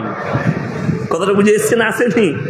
সুদখোর দেখলে জান্নাতের দারুল লাইন। এরকম জলসাই যাবো আর 2000 করে দেবো, জান্নাত কটা লিবিলে, সব জান্নাতের দরজাগুলো দখল করলু আমি। নাউজুবিল্লাহ। তুমি সুদ খেয়ে জান্নাতে যাবে, এটা 1 নম্বর বললাম। লাস্টটা আমি বলবো, নাম্বার 2, মুসলমানের জন্য মদ পান করা হারাম না হালাল? স্পর্শ করা হারাম, মদটা স্পর্শ করা যাবে না। কিন্তু অবাক লাগে, আমি সুতি থানায় ঔরঙ্গাবাদ থানায় আমি প্রমাণ দেব, মুসলমান মদ পান করছে, মুসলমান মদ বিক্রিও করছে। ঠিক বললাম না ভুল বললাম? চাপেন হাই রোডে, আমি প্রমাণ দেব। কিন্তু দুঃখটা কোথায় জানেন? আমি পেরিয়ে এলাম পলসন্ডা মোড় হয়ে, তো আজকে আমার সাথে আমার বেলডাঙ্গার একজন বন্ধু এসছেন, ঘড়ির দোকান আছে, বড় ব্যবসায়ী। হ্যাঁ, তো আমার সাথে বললো গাড়িতে যাবো। আমি বললাম চলুন। মনসুর ভাই নাম, এসছেন, উনি ভেতরে আছেন। তো আমি বললাম আপনাকে একটা আশ্চর্য হোটেলে ঢুকাবো, ওটার নাম হচ্ছে পাপ্পুদা ধাবা। সেখানে 3টে বোর্ড লাগানো আছে, মদ পান করা নিষেধ, মদ বিক্রি নিষেধ, নো স্মোকিং, এখানে ধূমপান করা নিষেধ। আর বোর্ডটা সে লেখেনি, প্রশাসনিক বোর্ড দিয়ে আছে, সেই থানার তরফ থেকে বোর্ডটা দিয়েছে, প্রশাসনিক বোর্ড। অথচ তারা পাঞ্জাবি। তারা কি বললো জানেন? বলে আরে यार हम जहां कारोबार कर रहे हैं यहाँ पे तो 80% मुसलमान हैं और हमारा कस्टमर 80% मुसलमान है, और हम जानते हैं आपके धर्म में, इस्लाम में मद दारू पीना तो दूर, दारू को छूना भी हराम है। সে অমুসলিম আপনার ধর্মকে রেসপেক্ট করে, যে আমার হোটেলে যেন মুসলমান কাস্টমার আসে, আর মুসলমানদের জন্য মদ হারাম, তাই আমার এই ব্যবসা করা যাবে না। তা না হলে তাদেরকে আজকে বললে আজকে লাইসেন্স দিয়ে দিবে সরকার। আমার বন্ধুগণ, অথচ আমি দেখিয়ে দেবো হাই রোডে চাপেন ওমরপুর পর্যন্ত, বাই টু বহরমপুর পর্যন্ত, আর এই দিকে চলুন ফারাক্কা পর্যন্ত, মুসলমানের ছেলে হারামখোর হোটেল খুলেছে, মদ খাচ্ছে, মদ বিক্রিও করছে হারাম জেনে। নাম্বার 3, লটারির টিকিট হারাম না হালাল? হারাম। আপনি আমার সঙ্গে সুতি বাজারে চলুন, औरंगाबादে চলুন, ধুলিয়ানে চলুন, যে মোড়টাই যাবেন আপ টু কলকাতা পর্যন্ত, আমি দেখিয়ে দেবো মুসলমান ছেলে লটারি বিক্রি করছে, মুসলমান ছেলে লটারি কাটছে। কেন ছাড়েনি? এ জানে আমি দান করে জান্নাতে যাব, এ জানে আমি যত পাপ করি হুজুর দোয়া করে জান্নাতে দিবে। তোর হুজুরও মার খাবে আর তুইও খাবি, রেডি থাক। আমি যাত্রার দলিল দেবো না, বাপের গল্প বলিনি। আমি যার দলিল দেবো আপনার চোখ দিয়ে পানি আসবে। তিনি হচ্ছেন পৃথিবীর আদি থেকে অন্ত পর্যন্ত সৃষ্টির শ্রেষ্ঠ হযরত মুহাম্মদ মুস্তাফা, সকলে বলুন সাল্লাল্লাহু আলাইহি ওয়াসাল্লাম। নবীজির থেকে দামি লোক পৃথিবীতে কেউ এসছে আর কেউ আসবে কিয়ামত পর্যন্ত? কেউ আসবে না। আমি সেই নবীর কথা বলছি, দলিল শুনেলেন আল্লাহ রাসূলের কাছে। খবর এলো, ইয়া রাসূলুল্লাহ, আপনার চাচা যান মৃত্যুর শয্যায় শুয়ে আছেন, তিনি মারা যাবেন, তিনি মারা যাবেন, জাকামদানি চলছে। নবীজি ছুটলেন আর চাচাকে বললেন, চাচা গো, আমি মুহাম্মদ আল্লাহর নবী, তুমি একবার খালি কলমাটা পড়ে নাও, আমি আল্লাহর কাছে কেঁদে কেঁদে তোমার জন্য ক্ষমা চাইব। আল্লাহর নবী চাচার উত্তর এলো, আমি যদি বার্ধক্যে কলমা পড়ি লোকে বলবে মৃত্যু ভয়ে কলমা পড়েছে, অর্থাৎ আমি কলমা পড়তে পারবো না। আমার আল্লাহ কোরআনের আয়াত পাঠিয়েছেন, ইন্নাকা লা তাহদি মান আহবাবতা ওয়ালাকিন্নাল্লাহা ইয়াহদি মান ইয়াশা। হে আমার নবী, হিদায়েতের দপ্তর আমার আল্লাহর হাতে, হিদায়েত আমার হাতে। তুমি বললেই হিদায়েত পাবে না, আমার ইচ্ছা নেই তোমার চাচা কলমা পড়তে পারবে না। নবীজি সাল্লাল্লাহু আলাইহি ওয়াসাল্লামের চাচা যান চলে গেলেন দুনিয়া ছেড়ে, চোখেতে পানি। নবীজি চাচা চলে যাওয়ার পরে নবী আল্লাহকে কি বললেন জানেন? নবীজি, ওগো আল্লাহ, তুমি আমাকে যতদিন না নিষেধ করবে আমি আমার চাচার জন্য কেঁদে কেঁদে ক্ষমা চাইব। নবীজি চাচা চলে গেছেন, আল্লাহর কাছে ক্ষমা চাইছেন, আল্লাহ গো আমার চাচাকে ক্ষমা করে দাও, এটা আমার হিতাকাঙ্ক্ষী চাচা। আল্লাহ তাআলা জিবরিল আমিনকে পাঠালেন কোরআনের আয়াত নিয়ে, কি বলে? মা কানা লিন-নাবিয়্যি ওয়াল্লাযীনা আমানু আন ইস্তাগফিরু লিল মুশরিকিন ওয়ালাউ কানু উলি কুরবা। হে আমার নবী এবং মুমিন, তোমরা দুজন শোনো, যারা মুশরিক হয়ে বদ্দিন হয়ে মারা গেছে, বেঈমান কাফের হয়ে মারা গেছে, তাদের জন্য দোয়া করতে পাবে না যদিও তারা নিকটতম আত্মীয় হয়। নবীজির হাত নেমে গেল। আর আপনি ভাবছেন আপনার বাপ তাহাজ্জুদ গুজার, আপনার বাপ হাজী সাহেব, আমার বাপ পরেজগার, আমার মা তাহাজ্জুদ গুজার, আর আমি মদের ভাঁটিতে জীবন কাটাবো, আমি গাঁজার ভাঁটিতে জীবন কাটাবো, আমি আমার জীবনটা হারামের ওপরে অতিবাহিত করব, সুদের ওপরে আমার মা তো নামাজি, আমার স্ত্রী তো নামাজি, জান্নাতে পাঠিয়ে দেবে। আমার বাপ দোয়া করবে। আরে মূর্খ, নবীজি নিজের চাচাকে কলমা পড়াতে পারেননি, নিজের চাচার জন্য দোয়া করা আল্লাহ নিষেধ করেছেন। এটা তো একটা বললাম। দ্বিতীয় নম্বর, পৃথিবীর বুকে যতগুলো নবী পয়গম্বর আল্লাহ পাঠিয়েছেন, সব থেকে বেশি যিনি দাওয়াতের মেহনত করেছেন, তবলিগ করেছেন, তার নাম হচ্ছে হযরতে নূহ নবী। তারপরেও মুষ্টিগত লোক ঈমান এনেছে, মুষ্টিগত লোক, কিছু লোক ঈমান এনেছে। দুঃখের বিষয়, বেদনার বিষয় আমার ভাই, এই মুষ্টিগত লোক যখন ঈমান এনেছে, তার নিজের সন্তান কিনান, তার পরিবার, তার গোত্রের মানুষ, তারা বললে শোনো, তোমার আল্লাহকে আমরা বিশ্বাস করব। নূহ নবী বিনীত অনুরোধ চালালেন, আমি বিনীত অনুরোধ করছি, হে আমার সম্প্রদায়, হে আমার সন্তান, তোমরা আমার আল্লাহকে বিশ্বাস করো, না হলে আল্লাহ তোমাদেরকে কঠিন আযাবে মুবতালা করবে। তার সন্তান কিনান বলে, তোমার আল্লাহ কি আযাব দিতে পারে? বলে, আমার আল্লাহ মুষলধারার বৃষ্টি দিয়ে তোমাদেরকে বন্যায় ডুবিয়ে দেবে। সঙ্গে সঙ্গে চ্যালেঞ্জ ছুড়লো আল্লাহকে, কে? তার ছেলে কেনান। তোমার আল্লাহকে বলে দাও, তোমার আল্লাহ যদি বন্যা দেয়, এমন উঁচু জায়গায় চেপে যাবো যেখানে তোমার আল্লাহর পানি পৌঁছাবে না। বলুন নাউজুবিল্লাহ। এত বড় চ্যালেঞ্জ। আল্লাহ বললেন, হে আমার নূহ, তুমি যে নৌকা তৈরি করেছো, যেটা আমি হুকুম দিয়েছি, নৌকায় চেপে যাও। যারা বিশ্বাস এনেছে তাদেরকে নাও, জোড়া জোড়া জীব জন্তু পশু পক্ষী নিয়ে নাও, এরপরে আমার আযাবের জন্য ইন্তজার করো। মুষলধারার বৃষ্টি। মুফাসসিরিনরা লিখছেন, মুহাদ্দিসিনরা লিখছেন যে পৃথিবীর বুকে অত বড় প্রলয় ঘটেনি। সমুদ্রের পানিকে আল্লাহ মিনিমাম 1200 থেকে 1250 ফুট উপরে তুলে দিয়েছিলেন। গোটা পৃথিবী ডুবে গেছে। নূহ নবী নৌকার উপরে, তার কম মারা যাচ্ছে, চোখেতে দেখতে পাচ্ছেন আমার সন্তান কিনান যেন ডুবে মারা যাচ্ছে। নূহ নবী থাকতে না পেরে আল্লাহর কাছে কি দোয়া করলেন জানেন? লা আসিমাল ইয়াউমা মিন আমরিল্লাহ। ওগো আল্লাহ, এটা আমার ওরসজাত পুত্র, তুমি একে রক্ষা করো। আমার আল্লাহ উত্তর দিলেন, লামিনাল খাসিরিন। যে আমাকে মানেনি, আমার নবীকে মানেনি, আমার দিনকে মানেনি, তার জন্য দোয়া চাইতে পাবে না। যদি তুমি আর একবার দোয়া চাও, তোমাকেও আমি আল্লাহ ক্ষতিগ্রস্তদের মধ্যে ফেলে দেব।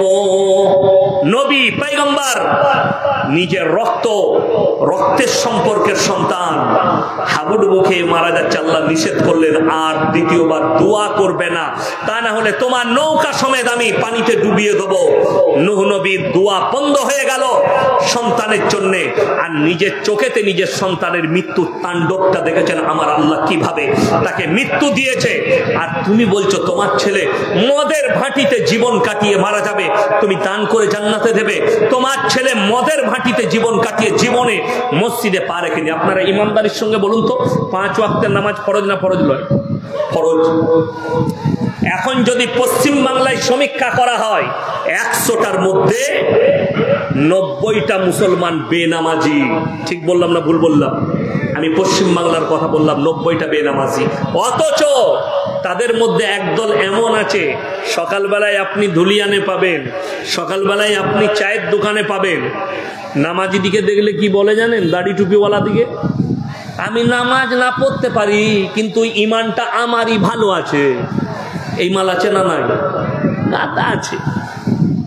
আমাদের দেশে জানেন কিছু লোক আছে, মদ খেলে বিরাট ইমানদার হয়ে যায়, মাতাল ইমানদার হয় না। আপনারা কিছুই জানেন। আমাদের গ্রামে একজন মাতাল আছে, তো আমার আব্বাজানকে বড় ভাই বলে। তো সে এমনি কথা বলে না, কিন্তু যেদিনে মদ খেয়ে নেয়, আজ আমি মোটামুটি আমার বয়স ধরেলেন এই 38 হতে চললো। আমার যেদিন থেকে জ্ঞান হয়েছে সেদিন থেকে দেখছি আবার মদ খায়, তো আবার আমার আব্বাকে বলে, বড় ভাই ইনশাআল্লাহ কাল থেকে আর নামাজ ছাড়বো না। কিন্তু আজও মাল নামাজ ধরে না। কি বুঝলি? এই ধুলিয়ানে দেখবেন একটা চায়ের দোকান আছে, সারা রাত খোলা থাকে, বক্তারা দাঁড়ায়, আমিও দাঁড়াই। 2-3-4টা ভাই আছে দোকান চালায়, এখন ভেঙে গেছে সামনে। তো ওখানে আমি প্রায় দাঁড়াই। একদিন রাতে দাঁড়িয়েছি, 4-5টা মুসলিমদের ছেলে, এই এলাকার হবে ধুলিয়ান এলাকা মুসলিমদের, একজন ফুল মাতাল মদ খেয়ে নিয়েছে, সে এসে হারাম করে আমাকে জড়িয়ে ধরলে, এত কাঁদছে কেন মালটা, তারপরে গন্ধ শুনে বুঝতে পারলাম তোবা তোবা, ই তো মদ খেয়ে আমাকে নাপাক করে দিলে। কি বুঝলে, আমি বাড়িতে ঢুকি, আগে জামাগুলো কাপড়গুলো খুলে গোসলখানায় ফেললাম। আমার স্ত্রী বলছে গোসলখানায় ফেলছেন কেন? আমি না, তুমি আর বলো না, একজন বিরাট আল্লাহওয়ালা লোক আমাকে জড়িয়ে ধরেছে মাথায়। কি বলবো, সে কি বলছে জানেন, আমাকে একটু ফুক দিতে, আমি যেন কাল থেকে 5 ওয়াক্তে নামাজ। আমি তুই জীবনে হবি না, এটা তো নেশাই বলছে আমি কাল থেকে নামাজি হব। আমি বললাম আল্লাহ তোমাদেরকে হিদায়েত দে। এই মদের দ্বারা এরপর এর পরিবার, এর সবাই কি জানেন, কিভাবে আমার মা নামাজি, আমার বাপ নামাজি, আমার পরিবার নামাজি, আমার স্ত্রী নামাজি, এরাই দোয়া করলে আমি জান্নাতে যাব, আর মরে যাওয়ার পরে ওই জন্য তো দুঃখ লাগে। আমার এলাকার ছেলেরা, বর্ধমানের ছেলেরা লরি চালায়, বীরভূমের ছেলেরা পাথরের লরি চালায়। শুনতে পেলাম কি হয়েছে, বলে ডানকুনির কাছে হাই রোডে অ্যাক্সিডেন্ট করে মারা গেছে, স্পট ডেড। কি চালাচ্ছিল? লরি। তার বাড়িতে গিয়ে চেয়ারে বসলাম, বেচারা মারা গেছে, দুঃখ প্রকাশ। একজনকে জিজ্ঞেস করলাম, শোনো ভাই, ঘুমিয়ে গিয়েছিল দিয়ে অ্যাক্সিডেন্ট হয়েছে? বিশ্বাস করুন কষ্টটা কখন লাগলো জানেন? যখন বলছে না হুজুর, 3 বোতল 4 বোতল মদ চেলে টাল হয়ে গিয়ে গাড়ি চালাচ্ছিল, কত কষ্ট। সেই ব্যক্তির জানাজার নামাজ, সেই ব্যক্তির জন্য দোয়া, সেই ব্যক্তির কবর জিয়ারত, সেই ব্যক্তি চলে গেছে, তার পরিবার তার নামে দান করছে।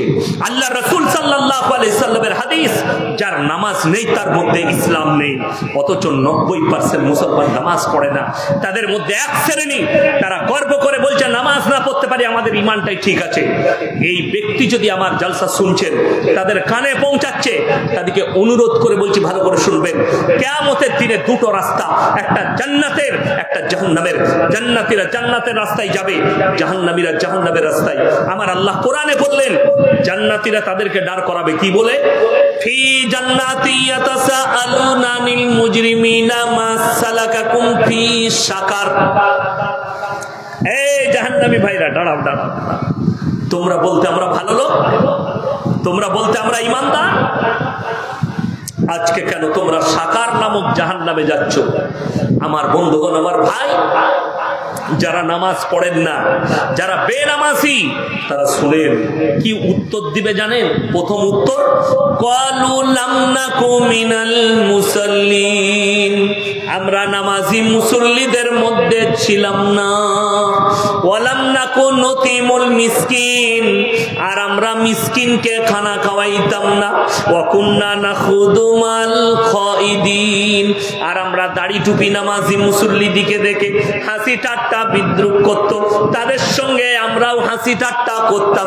আল্লাহ তাই আমাদেরকে জাহান্নামে পাঠিয়েছেন।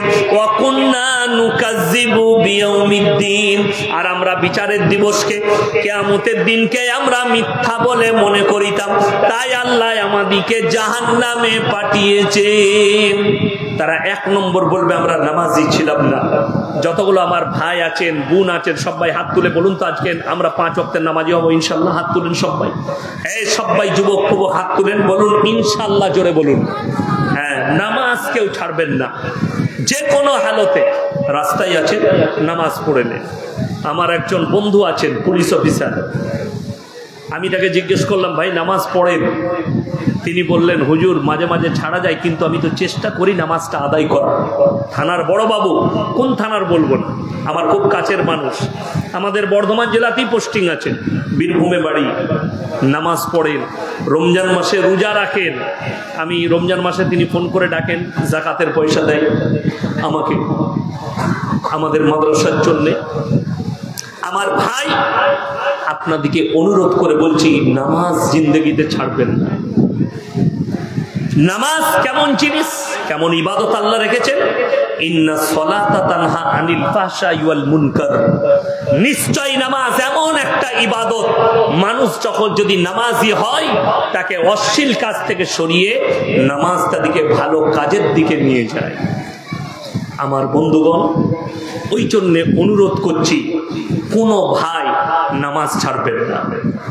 1 নম্বর শিরকের পাপ। 2 নম্বর, ওয়ালা তাকতুলু আওলাদাকুম খাশিয়াতা ইমলাক নাহনু নারযুকুহুম ওয়া ইয়্যাকুম।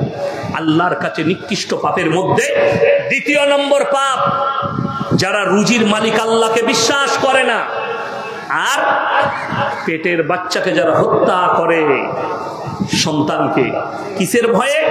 আমি ছেলেকে কি করে মানুষ করব, আমার সন্তান কি করে মানুষ হবে, এই ভয়ে যারা পেটের বাচ্চাকে হত্যা করে। সকলে বলুন, রুজির মালিককে?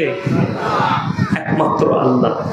এইটা যাদের বিশ্বাস নেই তাদেরকে একটা কথা মারাত্মকভাবে মাথায় রাখতে হবে। আমি আজকে দলিল দিয়ে যাচ্ছি, শিক্ষিত জ্ঞানী গুণী ব্যক্তি আপনারা শুনে যান। আমরা সকালবেলায় উঠে যদি রান্না বান্না না করি, আমাদের স্ত্রী যদি আমরা বাজার করে এনে দিই আর স্ত্রী যদি রান্না বান্না না করে, খাবার পাবেন তো? খাবার পাওয়া যাবে? যাবে না। আল্লাহ তাআলা পৃথিবীর যতগুলো মখলুক আছে, যতগুলো সৃষ্টি আছে, একমাত্র মানুষই এমন একটা সৃষ্টি যাকে ইনকাম করতে হয়, পরিশ্রম করে খাবার খেতে হবে। সকালবেলায় ফজরের নামাজ পড়ে উঠেন, গাছের গোড়ায় বসে একবার গাছের দিকে তাকিয়ে দেখেন, একটা পাখি, তাকে পরিশ্রম করতে হয় না, বিনা পরিশ্রমে রুজি দান করছে। আরো একটু আগে চলুন, পৃথিবীর বিজ্ঞান বলছে, বৈজ্ঞানিকরা বলছেন, সমুদ্রের তলে 3 ভাগ প্রাণী আছে, 1 ভাগ স্থলে। সমুদ্রের তলে যতগুলো প্রাণী আছে সব থেকে বড় প্রাণীর নাম হচ্ছে নীল তিমি। 24 ঘন্টার ভেতরে বিজ্ঞান বলছে 100 কুইন্টাল খাবার খায়। কে রুজি দান করে? আমার আল্লাহ। 3 ভাগ প্রাণীকে আমার আল্লাহ রুজি দান করে। স্থলে যতগুলো প্রাণী আছে সকলকে আমার আল্লাহ রুজি দান করে। জঙ্গলের একটা হাতি 24 ঘন্টার ভেতরে 10 কুইন্টাল খাবার খায়, 1 টন খাবার খায়। আমি আল্লাহ রুজি দান করি। গোটা পৃথিবীর ছোট থেকে ছোট একটা পিঁপড়ে থেকে পিঁপড়ে, সকলের রুজির মালিক সকলে বলুন কে? আল্লাহ। তাইলে মানুষের কেন বিশ্বাস হয় না? আমার পেটের, আমার স্ত্রীর পেটে যে জন্ম নিবে তার রুজির মালিক সকলে বলুন কে? আল্লাহ। আচ্ছা বলুন তো, কোন ব্যক্তি ধরলেন 250 গ্রাম 500 চালের ভাত খায়, তার 2টো বেটা হয়েছে, দিয়ে সেই বেটাগুলো অর্ধেক খেয়ে নেয়, সে অতটাই খায়। তারা যেটা খাচ্ছে নিজের মাপা রুজিতে খাচ্ছে। বিসমিল্লাহ। ওই জন্যে প্রত্যেকটা ডাক্তারখানায়, ওষুধ দোকানে, ডাক্তার, গাইনিক ডাক্তারের চেম্বারে লেখা থাকে, এখানে ভ্রূণ নষ্ট করা হয় না, পেটের বাচ্চা হত্যা করা হয় না, দণ্ডনীয় অপরাধ। আপনি অবাক হবেন, অনেক মুসলমান, আমাদের কিছু হাতুড়ে ডাক্তার আছে গ্রামগঞ্জে, মানুষ গিয়ে তাদেরকে বলে, ভাই আমার বইয়ের পেটে না ভুল করে ছেলে চলে এসছে, ওষুধ দাম না, নষ্ট করে দেবো। আমি একটু আগে শোনালাম, কোন পৃথিবীর মানুষকে, নিরীহ মানুষকে কেউ যদি হত্যা করে, মানব জাতিকে হত্যা করার সমান, গোটা মানব জাতিকে হত্যা করা হবে। আল্লাহ নিষেধ করেছেন। আর তুমি তোমার সন্তানকে হত্যা করবে, আমার আল্লাহ ছেড়ে দেবে? অনেকজন মনে করে রক্ত পানি হয়ে নেমে গেল, রক্ত চেম্বারে চলে গেল, নদ নদী নালায় চলে গেল। পৃথিবীর কেউ জানে না, কেউ দেখতে পাইনি, আমার ইমাম জানে না, আমার পরিবার জানে না, শুধুমাত্র আমরা স্বামী স্ত্রী। তারা কান খুলে শুনেলেন, বাড়িতে মানে কোরআন থাকলে খুলবেন, সূরা আল ইমরান 1ম পৃষ্ঠা, ইন্নাল্লাহা লা ইয়াখফা আলাইহি শাইউন ফিল আরদি ওয়ালা ফিস সামা। আসমান আর জমিনের মধ্যে যা কিছু আছে, কোন জিনিসটা আমার আল্লাহর কাছে গোপন নেই। আমার বন্ধুগণ, আমার ভাই, আগে চলুন। আল্লাহ রাসূল সাল্লাল্লাহু আলাইহি সাল্লামকে 1400 বছর আগে বেঈমান আর কাফেররা এই প্রশ্নই করেছে, হে আল্লাহর নবী, আপনি মানুষকে বলছেন আল্লাহ কিয়ামতের দিনে আবার দাঁড় করাবেন, কেমন করে দাঁড় করাবে? আমরা মাটির সাথে মিশে যাই, কেউ আমরা পানির সাথে মিশে যাই, কেউ ছাই হয়ে উড়ে যায়, আল্লাহ কেমন করে দাঁড় করাবেন? আমার আল্লাহ রাব্বুল আলামিন সঙ্গে সঙ্গে কোরআনে কসম খেলেন, জিবরিল আমিনকে পাঠালেন, লা উকসিমু বিয়াউমিল কিয়ামা, আমি আমি আল্লাহ কসম খাচ্ছি কিয়ামতের দিনের, ওয়ালা উকসিমু বিন-নাফসিল লাওয়ামা, আরো আমি কসম খাচ্ছি ওই সমস্ত আত্মার, আয়াহসাবুল ইনসানু আল্লান নাজমা ইদামা বালা কাদিরিনা আলা নুসাউইয়া বানানা বাল ইউরিদুল ইনসানু লিয়াবজুরা আমামা। হে আমার নবী বলে দাও, পৃথিবীর মানুষকে বলে দাও, যারা বলছে আল্লাহ কেমন করে মানুষকে দাঁড় করাবে, তাদেরকে শুনিয়ে দাও, মানুষের শুধু আকৃতি নয়, হাত পা নাক কান গলা নয়, তাদের হাতেতে আঙ্গুলেতে যে লাকির গুলো দাগগুলো আছে, আমি এইভাবেই পরিপূর্ণ করে দাঁড় করাতে সক্ষম। ইমাম বুখারী রহমতুল্লাহ আলাইহি বুখারী শরীফের ব্যাখ্যা এনেছেন যে যারা নিজের সন্তানকে কতল করেছে, মায়েরা শুনেন ভাইয়েরা, তারা যেন আল্লাহর কাছে ক্ষমা চাইবে। ক্ষমার এখতিয়ার একমাত্র আল্লাহর হাতে, তবে ক্ষমার রাস্তা শরীয়তে নাই।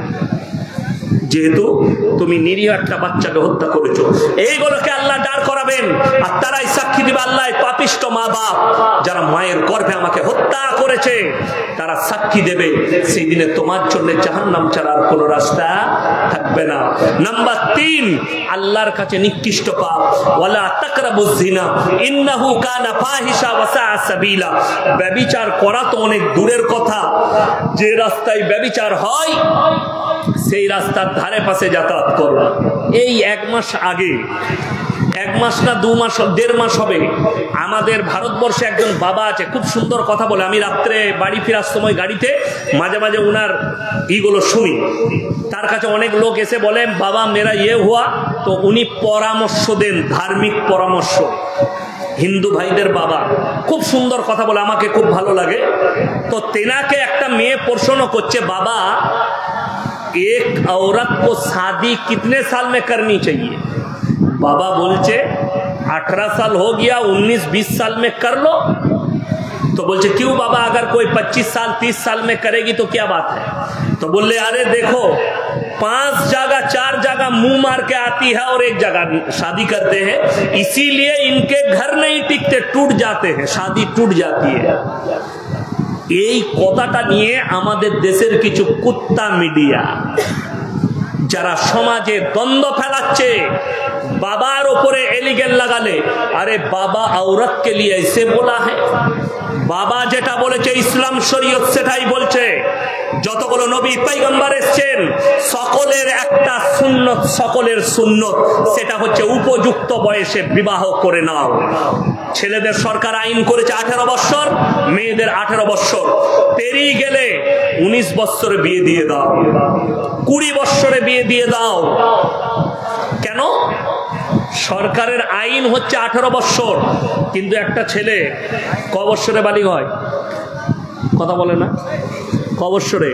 ইসলাম শুনেলেন, আমরা যেটা হাদিস কোরআন থেকে রিসার্চ করে যেটা পেয়েছি, একটা ছেলে কিংবা মেয়েটা যখন 10 বছর পার করে তখন বালিগান করিবা, বালিগ হব, যখন সেই মেয়েটা 12 বছর হয় সে বাচ্চা ধারণ করার ক্ষমতা নিয়ে আসে। একটা ছেলে 11 বছর যখন ঢুকে, বালিগান করিবা, যখন 12 বছর হয় তখন বালিগ হয়ে যায়, বাচ্চা ধারণ করার ক্ষমতা নিয়ে আসে। একটা ঘটনা 1 সপ্তাহ আগেকার, বাংলাদেশে একটা 12 বছরের সন্তান, তার হাতে বড় লোকের ছেলে, বাপ একটা মোবাইল কিনে দিয়েছে দামি। ক বছর আগে? যখন তার 10 বছর, তার হাতে দিয়েছে। এই ছেলেটা একটা ফেসবুকে আইডি খুলেছে, আইডি খোলার পরে 1 বছর আগে মোচ ফোচ লাগিয়ে একটা ছবি তৈরি করেছে নিজে, দিয়ে ফেসবুকে লাগিয়েছে। এখন ওই ফটোটা দেখে এক 22 বছরের ভদ্র মহিলা, তার স্বামী আছে, সে এখন ওকে ফ্রেন্ডশিপ পাঠিয়েছে। এখন ফোনেতে ওদের প্রেম চলতে লাগলো। 1 বছর প্রেম করার পরে মেয়েটাকে বলেছে হ্যাঁ আমি তোমাকে বিয়ে করব। মেয়েটা এখন ঠিকানা দিয়েছে, খুঁজে এখন ছেলেটার বাড়িতে এসে দেখছে ছেলেটা 12 বছরের ছেলে। কথাটা বুঝতে পারেননি? 12 বছরের, ওর বয়স হচ্ছে 22 বছর। আমার ভাই, ইসলাম ইজ দ্য সেফটি। ইসলাম হচ্ছে সেফটি ধর্ম, যেখানে বাবা আছেন শুনেলেন। অনেকজন বলে আমি আমার সন্তানকে মহব্বত করি, মেয়েকে ভালোবাসি। আমার কালিজার টুকরা, আমার ছোট মেয়ে ইফতিজা পারভিন, যেদিন থেকে 7 বছর নয় 5 বছর বয়স হয়েছে তাকে আর আমার পাশে শোয়াই না, বিছানা আলাদা করে দাও। মেয়েদের বয়স যদি 7 বছর হয় বাপের কাছ থেকে বিছানা আলাদা করে দাও। মহব্বত জায়েজ, যতই কালিজার টুকরার মহব্বত করো, কিন্তু বিছানা বাপের কাছ থেকে আলাদা হবে। মায়েরা শুনেলেন, বেটাকে তুমি জান দিয়ে ভালোবাসো, কিন্তু সন্তানের বয়স 7 বছর পেরুলেই মায়ের কাছ থেকে বিছানা আলাদা করে দিতে হবে। এটা শরীয়ত বললাম। তা না হলে মোবাইল খুলে দেখলেন মা বেটাতে বিয়ে করছে। আজ থেকে 5 বছর আগে লন্ডনের সুপ্রিম কোর্টে কেস দাঁড়িয়েছে, বাপ আর বিটি বিয়ে করতে চেয়েছে। কেস যখন গেছে জজ জিজ্ঞেস করছে তুমি কি করতে বিয়ে করতে চাও? বলে আমার এই মেয়ের বয়স যখন 5 বছর, এর মা মারা গেছে, আমি আর কোনো বিয়ে করিনি, একে আমি নিজের কাছে নিজের মতো করে মানুষ করেছি। আমরা এক বিছানায় শুতে শুতে কখন জানি না আমরা শারীরিক সম্পর্কে জড়িয়ে গেছি, বলুন নাউজুবিল্লাহ। ওই জন্য ইসলাম সেফটি করেছে না, এটা হতে পারে না। আল্লাহর কাছে নিকৃষ্ট পাপের মধ্যে 3 নম্বর পাপ হচ্ছে ওয়ালা তাকরাবুজ জিনা ইন্নাহু কানা ফাহিশা ওয়া সা সাবিলা। ব্যভিচার করা তো দূরের কথা, যে রাস্তায় ব্যভিচার হয় সে রাস্তার ধারে পাশে তোমরা যাতায়াত করবে না।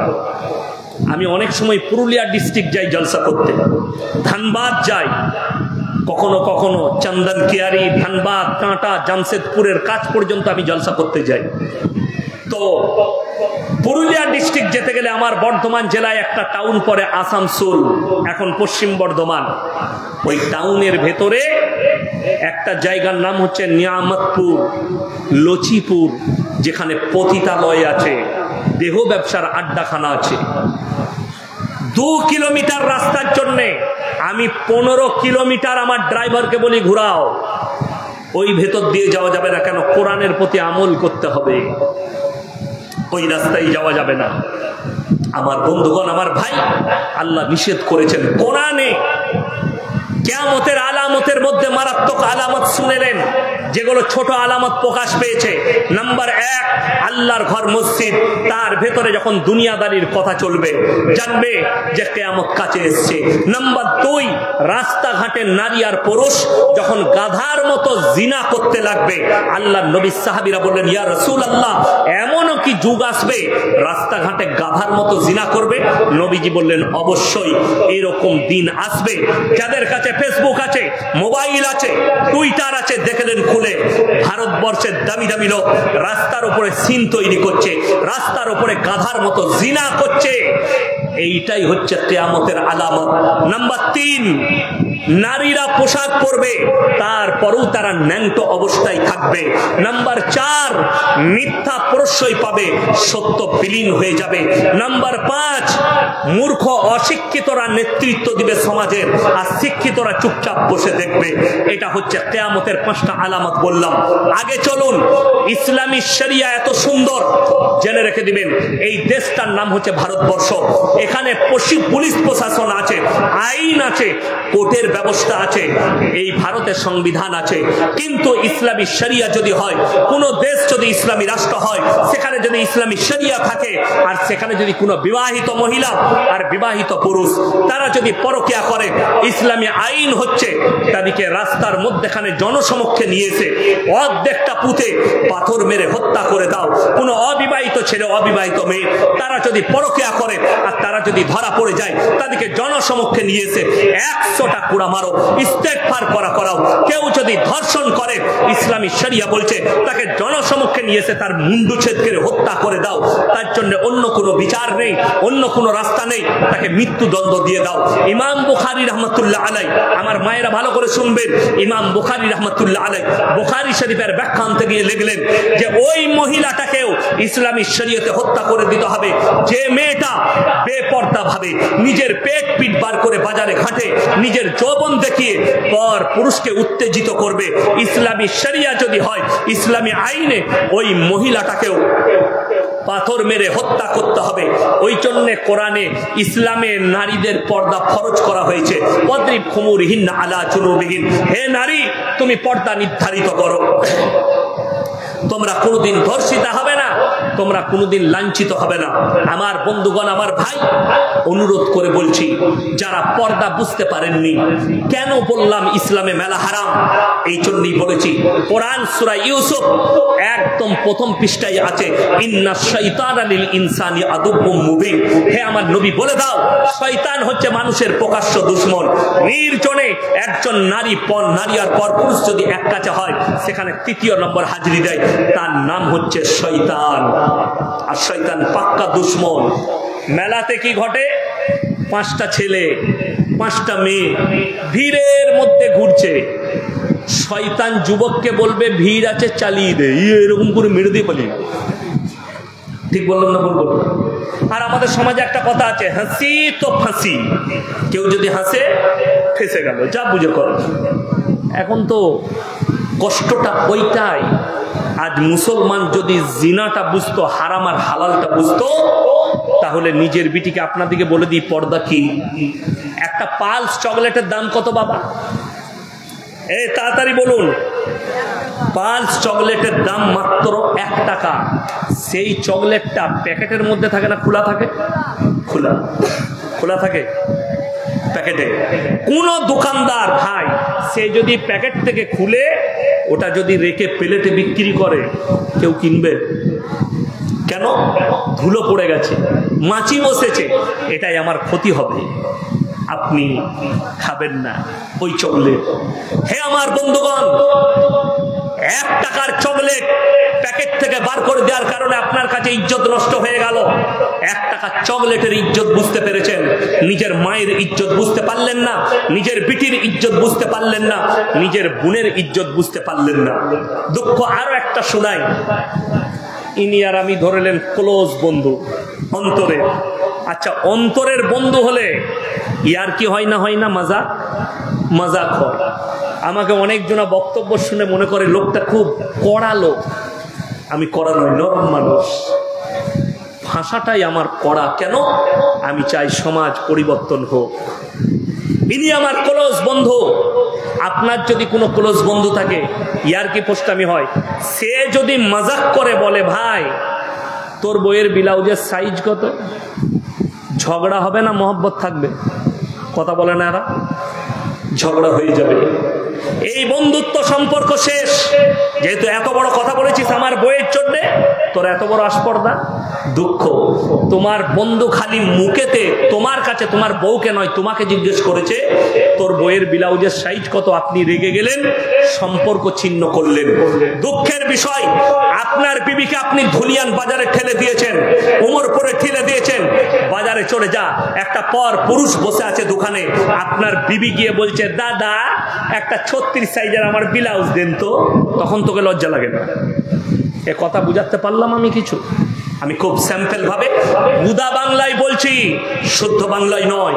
এরপরও যদি আপনার প্রেমে পর্দা না ঢুকে, আপনার বন্ধু বলার কারণে যদি আপনার প্রেমে আঘাত লাগে, আপনার বিবি নিজের মুখে একটা পর পুরুষ দোকানে বসে আছে, নিজের ব্লাউজের সাইজ বলছে, তোমাকে লজ্জা লাগে না? আর আমাদের কিছু হারামখোর যুবক আছে, বাড়িতে সকালবেলায় বউ বলছে, আমার ব্লাউজ শাড়ি নেই গো, ছিঁড়ে গেছিল, আনবে না? হ্যাঁ খেপি, আমার কাজ আছে, তুই চলে যা, নিয়ে আয়। আর হারামখোর টাস খেলাচ্ছে মাচাই বসে, হারামখোর চায়ের দোকানে চা খাচ্ছে, আড্ডা মারছে, আর বিড়ি টানছে। লজ্জা শরম নেই? আপনাদের কি মনে হচ্ছে? এই ক্যামেরা চলছে, বাই ক্যামেরা বলছি, এতগুলো ইউটিউবার আছে, গোটা পশ্চিম বাংলা দেশ বিদেশের লোক দেখবে। আমি চ্যালেঞ্জ ছুড়ে বললাম, আমার পুরো বর্ধমান ডিস্ট্রিক্ট গলসি বাজার যেমন আপনারা আমাকে মোবাইলে চিনেন, হিন্দু মুসলিম সব ভাই আমাকে চিনেন। আমার বাজারে যদি কেউ বলে দিতে পারে ইয়াসিন সাহেবের স্ত্রী, ইয়াসিন সাহেবের মা দোকানে বসে একটা রুমাল কিনেছে, আমি এই সুতি থানায় এসে বাইক ক্যামেরা চালিয়ে আপনার জুতোর মালা পরে যাব। আমার স্ত্রীর জন্য যদি বলতে পারে ও পর্দার সঙ্গে এসে বোরকা পরে একটা রুমাল কিনেছে, আমি জুতোর মালা পরবো। তার মানে কি আমি আমার স্ত্রীর উপর অত্যাচার করি? আমি আপনাকে দাওয়াত দিলাম ইমানদারির সঙ্গে, আপনি আমার মাদ্রাসার মেহমানখানায় থাকবেন, আপনার স্ত্রী আমার বাড়িতে থাকবে, আমার স্ত্রীর কাছে 3 রাত থাকবে, 3 দিন থাকবে। আমার স্ত্রী যদি একটা আমার নামে এলিগেন্ট লাগায়, আল্লাহর কসম করে বলছি সমাজের বুকে আর কথা রাখবো না। একটা যদি বলে ইয়াসিন সাহেব আমার স্ত্রী হিসাবে আমার উপরে অত্যাচার করে, আমি জীবনে আর আমি সমাজের বুকে কথা রাখবো না, এটা আমি চ্যালেঞ্জ ছুড়ে বলে গেলাম। না, তার যা প্রয়োজন তার কাছে পৌঁছে যায়। আমি যখন জলসায় বের হয় তাকে জিজ্ঞেস করি বাড়িতে সব কিছু আছে, মশলাপাতি, সবজি, আলু, পেঁয়াজ কিছু লাগবে? সে আমাকে বলে দেয় এগুলো নিয়ে নেবেন, কিংবা বাজারে গিয়ে ফোন করবেন। আমি কখনো বেলডাঙ্গায় দাঁড়াই, কখনো উমরপুরে দাঁড়াই, যেখানে জলসা যাই, কখনো মালদা সুজাপুরে দাঁড়াই। এইটা প্রয়োজন, বাজার করে গাড়ির ডিকিতে ভরে দিলাম। রাত্রে যখন বাড়ি পৌঁছাই তার কাছে তার কিচেনে নামিয়ে দিলাম। ফজরের পরে আমি মাদ্রাসায় বসে গেলাম, আমাকে আর ডিস্টার্ব করা লাগে না, আমি আরাম করতে পারি। স্ত্রীর প্রয়োজন মিটিয়ে দিই। একটা মৌলবি মসজিদে ইমামতি করে, তারপর তার বউ বাজারে যায় না। একটা ইমাম 24 ঘন্টা আপনার মসজিদে আছে, তারপরও তার বিবিকে বাজারে ছুটতে হয় না। অথচ আপনি 5 ওয়াক্তের নামাজি, আপনি ব্যবসায়ী, আপনার বউকে বাজারে ঠেলে দিয়েছেন কাপড় কেনার জন্য, ব্লাউজ কেনার জন্য, ভেতরের অঙ্গ প্রত্যঙ্গ জিনিস কেনার জন্য। আপনি হচ্ছেন দাইয়ুস। দাইয়ুস কোনোদিন জান্নাতে প্রবেশ করবে না। যারা নিজেদের বেটা বিটি, যারা নিজেদের স্ত্রী বিটিকে বেপর্দা ভাবে বাজারে ছেড়ে দেয়। আমার মা, আমার বোন, যদি জান্নাত যেতে চাও নিজেদেরকে পর্দা করে নাও। স্বামীকে হুকুম দাও, স্বামী তুমি আমার জিনিসের প্রয়োজনীয়তা মিটিয়ে দাও, আমি পর্দায় থাকবো, আমি পর্দার মধ্যে থাকবো। 3টে কারণ ছাড়া মেয়েরা বাড়ির বাইরে যেতে পাবে না। কটা বললাম? এই কটা? 3টে কারণ ছাড়া মেয়েরা বাড়ির বাইরে যেতে পাবে না। নাম্বার 1, যদি শরীর খুব অসুস্থ হয় পর্দার সহিত ডাক্তারের কাছে যেতে পাবে। নাম্বার 2, যদি নিকটতম আত্মীয় মারা যায় তবে যেতে পাবে। আচ্ছা, মরা ঘরে, আমাদের মরা বাড়িতে মেয়েদের ভিড় বেশি না ছেলেদের? মেয়েদের। আমি আমার আব্বাজিকে বলছিলাম, গত পরশু আমরা বাব্বাটা এক স্টেজে ছিলাম বর্ধমানে। আমি বললাম না, আমার আগে বলছিলেন সভাপতি সাহেব বাবু যে উনি 40 বছর বায়ান করছে। আমি উনি 40 বছর বায়ান করলেন, কিন্তু মেয়েদের মরা ঘর এখনো বন্ধ হলো না। হয়েছে না? আমি ওইটা বুঝাতে চাইছি। কোথাকার কে মরেছে, কোথায় মারা গেছে? ও জঙ্গিপুরে। শাড়ি পরে গ্রাম থেকে গাড়ি যাচ্ছে, রেডি হয়ে বসে বলল। বেটা বলছে তুই কোথায় যাবি? বলছে তুই জানিস না কে মারা গেছে? কিছু কই না তো। বলে তোর বাপের ফুপুর অমুকের তমুক করে ঠিক একটা কুটুম বার করে নিবে। কুটুম এত জানে, আমরা অত কুটুম জানি না। পুরুষরা জানি, মায়েরা যা কুটুম জানে আমরা অত কুটুম জানি না। ওই জন্য তো কবরে বেশি মার ওরাই খাবে। বড় দুঃখের বিষয় আমার মা, আমার বোন। 2 নম্বর হচ্ছে নিকটতম আত্মীয় মারা গেলে তুমি যেতে পাবে, দূরবর্তী নয়। দূরের আত্মীয় মারা গেছে, সন্তানকে বলো যাও জানাজার নামাজ পড়ে মাটি দিয়ে আসবে। আচ্ছা বলুন তো, আমরা পুরুষরা গিয়ে জানাজার নামাজ পড়ে মাটি দিলে বেশি নাকি, না মেয়েরা গিয়ে ভিড় করলে বেশি নাকি? আমরা গিয়ে জানাজার নামাজ পড়ে মাটি দিলে ভিড় বেশি, কিন্তু মেয়েরা যাবি কেন? ওই যে মাংস ভাত খাবে। আমি বললি খারাপ মৌলবি, এই ফেসবুকে ছেড়ে দিবে, কাল থেকে গাল দিবে অনেক হারাম খোর। মেয়েদের জন্য বলছে, আবে তোর বউকে আগে রোক, তোর বউকে আগে পর্দায় আন। কেন পাঠাবি? দূরবর্তী আত্মীয় ছাড়া যেতে পাবে না। নাম্বার 3, হজ ফরজ হলে হজ করতে যেতে পাবে। এই 3টে কারণ ছাড়া কোন বাপের বেটা মৌলবি যদি বাজারে যাওয়া দেখাতে পারে, কোন বাপের বেটা মৌলবি যদি মেলা ঘোরা দেখাতে পারে, আমি মৌলবি শওকতের বেটা ইয়াসিন জীবনে আর সমাজের বুকে কথা রাখবো না, চ্যালেঞ্জ দিলাম। অথচ যাচ্ছে, সে যেতে পারে। একজন মৌলবি বলছে গ্রামে দোকান হয়, তো দোকানে মেয়েরা বাজার করতে যায়। আমি বললাম তোর মতো দাইয়ুস মৌলবি তোর বউ বাজারে যাই বলে এটা শরীয়ত দোষী নাকি? শরীয়তে নিষেধ আছে। তোর বউকে পাঠাচ্ছিস, সেটা তুই দাইয়ুস, তুমি অপরাধী, ইসলামের জন্য দায়ী নয়। আমার বন্ধুগণ, আমার ভাই, একটা কলা ছিলে বিক্রি করলে কেউ কিনবে না। আপনি বুঝেছেন যে কলাটা ঢাকা থাকলে তার ইজ্জত বেশি, ছিলে দিলে ইজ্জত শেষ। আপনি আপনার বিবির ইজ্জত বুঝতে পারেননি, আপনার মায়ের ইজ্জত বুঝতে পারেননি। অনেক নেমো হারাম বাংলাদেশে একটা দল বেরিয়েছে, হিজবুত তৌহিদ, তাদের ইমামের নাম হচ্ছে সেলিম।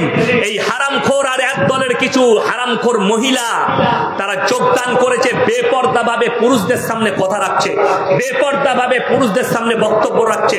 আর এরা বলছে এই দেশের মৌলবীরা এরা রুখে দিয়েছে। কেন? মেয়েরা কোনো কাজ করতে পাবে না, মেয়েরা কিছু করতে পাবে না, মেয়েরা বাজারে যেতে পাবে না, মেয়েরা ব্যবসা করতে পাবে না। অথচ নবীর এবং সাহাবীর বিবিরা ব্যবসা করেছেন। আচ্ছা, নবীর এবং সাহাবীর বিবিরা ব্যবসা করেছেন, এটা সত্য না মিথ্যা বাবা? কথা বলেন। নবীজি এবং সাহাবীর বিবিরা ব্যবসা করেছেন, এটা সত্য কথা না মিথ্যা কথা? আপনারা জানেন না? ওই জন্যই তো বললাম 90% মুসলমান নামাজ পড়ে না। আপনি ইলম হাসিল করেননি। এই কথাটা, হাদিসটা সত্য। আল্লাহর নবীর বিবি, প্রথম বিবি হযরতে খাদিজাতুল কুবরা রাদিয়াল্লাহু তাআলা আনহা, আরব দুনিয়ার সবথেকে বড় ব্যবসায়ী ছিলেন মহিলাদের মধ্যে। সাহাবীদের বিবিরাও ব্যবসা করেছে। কতদিন? যতদিন পর্যন্ত পর্দা ফরজ হয়নি। যেদিন থেকে পর্দা ফরজ হয়েছে, সহিহ হাদিসের মধ্যে আছে একজন নবী এবং সাহাবীর বিবিরা পায়ের নখটা পর্যন্ত হুজরাখানা থেকে বার করেনি। জোরে বলুন সুবহানাল্লাহ। এরপর শেষ আমলটাই গ্রহণযোগ্য হয়। যে হাদিসটা ব্যবসা করেছেন ওইটা নবীজির কাছে পর্দা ফরজ হওয়ার আগে, আর ফরজ হওয়ার পরে আর কেউ নিজের নখটা পর্যন্ত বের করেনি। আমার বন্ধুগণ, আমার ভাই, আপনি আগে চলুন, আপনাকে বুঝিয়ে দিই। কোরআনে যেমন আছে মদ খেলে ক্ষতি বেশি লাভ কম, এই আয়াত কোরআনে আছে। কেন আছে এবং এই আয়াতের মূল্য কি? এই আয়াতের মূল্য আছে অতটাই, খালি আয়াতটা পড়বেন। কিন্তু এই আয়াতের আমলকে বাতিল করা হয়েছে পরবর্তী হুকুম আসার কারণে। যেমন ধরে নেন, আমাকে দাওয়াত দিয়েছে ইনারা, আমাকে ফোন করে কালকে বলল, আমি উদাহরণ দিয়ে বুঝাচ্ছি, যে ইয়াসিন ভাই আপনি কি খাবেন? আমি বললাম ভাই আমার জন্য রুই মাছ রান্না, আমার জন্য মাছ রান্না করবেন। আমি শুধু মাছ বলেছি। সকালবেলায় উঠে লিস্ট বানিয়েছে কে? মাদ্রাসার হেড মোল্লা লিস্ট বানিয়েছে। একটা রুই মাছ লিবি 1 কেজি ওজনের, আপেল লিবি, কলা লিবি, বেদানের বিভিন্ন আর কি মিষ্টি ফিষ্টি ফদ্দ করেছে। বাজার চলে গেছে, রুই মাছ কিনেছে। সকালবেলায় হেড মোল্লা আমাকে ফোন করেছে, ইয়াসিন ভাই আপনার জন্য রুই মাছ আনতে দিয়েছে। আমি বললাম ভাই আমি তো রুই খাই না, কাতলা মাছ নিতে বলবেন, আমি কাতলা খাই। সঙ্গে সঙ্গে আমাকে ফোন কেটে যে বাজারে গেছে তাকে ফোন লাগিয়েছে, বললে এই রুই মাছ নিবি না, ইয়াসিন ভাই কাতলা খাবে। লিস্টে কি লেখা আছে? কি লেখা আছে? রুই মাছ। আসছে কি? কাতলা।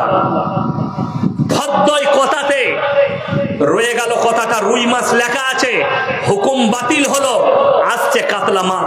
কথাটা রহিত, তার হুকুম বাতিল। কোরআনে আয়াতটা রহিত, তার হুকুম বাতিল হয়েছে। যখন পরবর্তী আয়াত আল্লাহ অবতীর্ণ করেছেন, তোমাদের জন্য মদ স্পর্শ করা হারাম, নিশাগ্রস্ত জিনিস তোমরা স্পর্শ করো না। জোরে বলুন সুবহানাল্লাহ। আমার বন্ধুগণ, আমার ভাই, ওই জন্য অনুরোধ করে বলছি, নিজেদিকে পরিবর্তন করুন, সমাজকে পরিবর্তন করুন, হালাল আর হারামের ডিফারেন্স করুন। নারীদিকে বলছি তোমরা নামাজি হও, পর্দার মধ্যে এসো, জিনা থেকে নিজেদিকে বাঁচো। কোরআনে আছে ইল্লা আলা আজওয়াজিহিম আও মা মালাকাত আইমানুহুম ফাইন্নাহুম গায়রু মালুমিন ফামানিত্তাগা ওয়ারা যালিকা ফাউলাইকা হুমুল আদুন। হে আমার নবী বলে দাও, তোমরা তোমাদের স্ত্রীর সঙ্গে ভালো ব্যবহার করো। স্ত্রী ছাড়া অপর নারীর সাথে সম্পর্ক করলে তোমরা হবে সীমা লঙ্ঘনকারী। আর আমার আল্লাহ সীমা লঙ্ঘনকারীকে পছন্দ করেন না, জাহান্নামে নিক্ষেপ করবে। স্ত্রীর সঙ্গে ভালো ব্যবহার। আল্লাহ তাআলা মুমিনদের আখলাক বর্ণনা করতে গিয়ে বলেছেন, মুমিনদের মারাত্মক আখলাক তারা যেন নিজেদের লজ্জা স্থানের রক্ষণাবেক্ষণ করে। প্রত্যেকটা পুরুষের উচিত, তোমার কাছে যে যৌবনটা আছে এটা এটা তোমার নয়, তোমার বিবির জন্য হক, তোমার বিবির হক। এটা আল্লাহর দিয়ে একটা বড় আমানত হিসাবে তোমাকে রাখতে হবে তোমার বিবির হকের জন্য। এটা শুধুমাত্র তোমার বিবির জন্য। আর মায়েরা বোনেরা শোনো, তোমার কাছে যে যৌবনটা আছে এটা শুধুমাত্র তোমার স্বামীর জন্য। কোন বিবাহিত মহিলা সে যদি পরকিয়া করে, স্বামী থাকে কেরলায়, স্বামী থাকে আরবে, স্বামী থাকে দুবাইয়ে, আর স্ত্রী তার পয়সায় নাচছে আর পরকিয়ায় লিপ্ত হয়েছে, আল্লাহর কসম কেউ দেখেনি, আমার আল্লাহ নোট করছেন। যারা মনে করছেন আমি হাতের দ্বারা পাপ করি, কেউ জানে না। যারা মনে করছেন চোখের দ্বারা পাপ করি, কেউ জানে না। যারা মনে করছেন আমি অন্তরের দ্বারা পাপ করি, কেউ জানে না। আল্লাহর কসম, সূরা ইয়াসিন, কিয়ামতের দিনে আল্লাহ তাআলা মানুষের জুবানগুলো সিলাই করবেন। কোরআনে আছে, আল-ইয়াওমা নাখতিমু আলা আফওয়াহিহিম ওয়া তুকাল্লিমুনা আইদিহিম ওয়া তাশহাদু আরজুলুহুম বিমা কানু ইয়াকসিবুন। হে আমার নবী, পৃথিবীর মানুষকে বলো আমি তাদের জবানগুলো সিলাই করে দেব। তাদের হাত কথা বলবে, তাদের চোখ কথা বলবে, তাদের অঙ্গ প্রত্যঙ্গকে আমি আল্লাহ কথা বলার যোগ্যতা দান করব। তারা মুখের দ্বারা কথা বলতে পারবে না, তাদের অঙ্গ প্রত্যঙ্গরা সাক্ষী দেবে। আর কিয়ামতের দিনে তোমরা পাকড়াও হয়ে যাবে। অপর জায়গায় আমার আল্লাহ বললেন, ইকরা কিতাবাক কাফা বিনাফসিকা লিয়াউমা আলাইকা হাসিবা। আমি আল্লাহ এত সহজে হিসাব নেব? প্রত্যেকটা মানুষের হাতে, নারী পুরুষের হাতে তাদের আমলনামা ধরানো হবে এবং আল্লাহ বলে দিবেন, তোমরা নিজের মুখে নিজের আমলনামা পড়ে শোনাও। সবাই হাত তুলে বলুন, আমরা আজ থেকে ইমানদার হব। জোরে বলুন ইনশাআল্লাহ। ইমানের উপরে টিকুন। এরপরে লাস্টে বলবো, তিনটে ব্যক্তি যদি আপনাদের কাছে কোনোদিন হাত পাতে, তার হাতকে ফিরাবেন না। এই তিনটে ব্যক্তি দোয়াকে আল্লাহর সঙ্গে সঙ্গে কবুল করেন। তিনজন কে কে? ওয়া আতিদাল কুরবা হাক্কাহু ওয়াল মিসকিন ওয়া ইবনাস সাবিলি ওয়া লা তুবাদদির তাবদীরা ইন্নাল মুবাদদিরিনা কানু ইখওয়ানাশ শায়াতিন ওয়া কানাশ শাইতানু লিরাব্বিহি কাফুরা। হে আমার নবী, বলে দাও, যারা অপব্যয় করে, ইন্নাল মুবাদদিরিনা কানু ইখওয়ানাশ শায়াতিন, হালাল টাকা, ইনকাম করা টাকা, আপনি সেই টাকা যদি লটারিতে খরচ করেন, গান বাজনায়, ইসলাম বিরোধী মদ, গাঁজা, নারী, ইসলাম বিরোধী কাজে খরচ করেন, তারা হচ্ছে শয়তানের ভাই। শয়তান জাহান্নামে যাবে। যারা অপব্যয় করবে জেনে শুনে, তারাও জাহান্নামে প্রবেশ করবে। আমার বন্ধুগণ, এক নম্বর হচ্ছে ওয়া আতিদাল কুরবা। তোমার কাছের গরিব যদি তোমার কাছে হাত পাতে, তার হাতকে জীবনে ফিরিও না। কেন? এই কাছের গরিব যে আছে, তুমি সব সময় ভাববে, 1 টাকা যদি দিতে পারেন আল্লাহর কাছে কাঁদবেন, আল্লাহ তুমি আমাকে দেনেওয়ালা বানিয়েছো, আমাকে হাত পাতনাওয়ালা বানাওনি। ওয়াল ইয়াতামা ওয়াল মাসাকিন, এতিম আর মিসকিন যদি হাত পাতে, তাদের হাতকে ফিরিও না। ওয়াবনাস সাবিলি ওয়া লা তুবাদদির তাবদীরা, আর মুসাফির যদি হাত পাতে, তাদের হাতকে ফিরিও না। আমার বন্ধুগণ, আমি আপনাদের কাছে আজকের এই মজমায় সবথেকে বড় মুসাফির। 200 কিলোমিটার রাস্তা অতিক্রম করে এলাম, আবার আমি অতটাই যাব। কালকে আবার আমার জলসা আছে মালদা ডিস্ট্রিক্টে, আবার আমাকে আসতে হবে বিকেলে, জোহরের পরে, জুম্মার পরে বেরিয়ে। আমার ভাই, আমি আপনাদের কাছে অনুরোধ করব, আমি ইয়াসিন গুনাহগার। এই যে মাদ্রাসায় এতিম আর মিসকিন বাচ্চিরা আছে, যারা ইলম হাসিল করছে, কোরআন এক বড় মুকাদ্দাস কিতাব। এই কোরআনের মহব্বতে, এতিম আর মিসকিনের মহব্বতে, এই মুসাফির, এতিম মিসকিন আর কাছের গরিব, এরা যদি আল্লাহর কাছে দোয়া করে, আল্লাহ সঙ্গে সঙ্গে কবুল করে নেন। আমি মুসাফির হিসাবে বলছি, আমার ভাই, এই মাদ্রাসার জন্য, এতিম মিসকিনদের জন্য 1 নম্বর ভাই 5 জন, 5 ওয়াক্তের নামাজ, তার মধ্যে 1 নম্বর ভাই 5,000 টাকা কে আছেন? একজন হাত তুলেন তো, যে এই মাদ্রাসায় আমি 5,000 টাকা দেবো ইনশাআল্লাহ। দেখি কোন আল্লাহর বান্দা আমার সাথে মুলাকাত করে যান। 5,000 টাকা আমি চেয়েছি আল্লাহর ওয়াস্তে। 5,000 টাকা কেউ আছেন? একজন আল্লাহর বান্দা আমার সঙ্গে মুলাকাত করে যাবে, যে আল্লাহ আমাকে দিয়েছে, ইনশাআল্লাহ সাদকায়ে জারিয়া এই মাদ্রাসার জন্য আমি যেন কিয়ামত পর্যন্ত শুয়ে শুয়ে নেকি পাই। এরকম একজন আল্লাহর বান্দা কে আছেন? 5,000 টাকা দিবেন আমার সঙ্গে মোলাকাত করে 5,000 টাকা মাত্র। একজন আল্লাহর বান্দা কোরআনের মহব্বতে, রসুলের মহব্বতে, এই এতিম আর মিসকিনদের মহব্বতে আমি মুসাফির আপনাদের কাছে হাত পাচ্ছি। কে আছেন, কে একজন আল্লাহর বান্দা আছেন, একটু এসে ওয়াদা করে যান যে 5,000 টাকা দিবেন। আল্লাহর একজন বান্দা কে আছেন? তাড়াতাড়ি বলুন 5,000 টাকা। একজন কেউ নেই এই মজমায় আল্লাহর বান্দা যে 5,000 টাকা দিবেন ইনশাআল্লাহ? একটু তাড়াতাড়ি হাত তুলেন। কে আছেন 5,000 টাকা দিবেন? আল্লাহ রাসূল সাল্লাল্লাহু আলাইহি সাল্লাম বলেছেন, জাকিরা গচ্ছিত সম্পদ, কিয়ামতের দিনে মানুষ কাঁদবে, আমি যদি আরো কিছু টাকা দান করে আসতাম আজকে আমার জন্য মঙ্গল হতো। তাই আমার ভাই, আমার বন্ধুগণ, আমি আপনাদেরকে অনুরোধ করব, একজন আল্লাহর বান্দা কে আছেন নিজের বাবার জন্য, মায়ের জন্য, আত্মীয় স্বজনের জন্য 5,000 টাকা দেবেন আল্লাহর ওয়াস্তে? কি নাম? কোনটা? কত? 5,000? 5,000 পরে দিবেন। আমি দোয়া করছি আপনার জন্য ইনশাল্লাহ। ইনশাল্লাহ ইনি 10,000 টাকা দিয়েছেন প্রধান সাহেব, এখন লগত 5,000 বাকি ইনশাল্লাহ।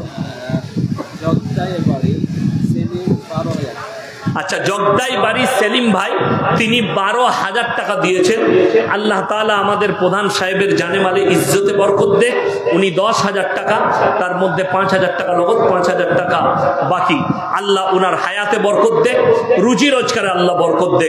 আমার ভাই 2 জন হয়েছেন। 3 নম্বর আমি 5,000 করে চেয়েছি। 3 নম্বর কেউ আছেন? 3 নম্বর ব্যক্তি কেউ আছেন? 5,000 টাকা ইনশাল্লাহ হাত তুলেন দেখি কে আছেন।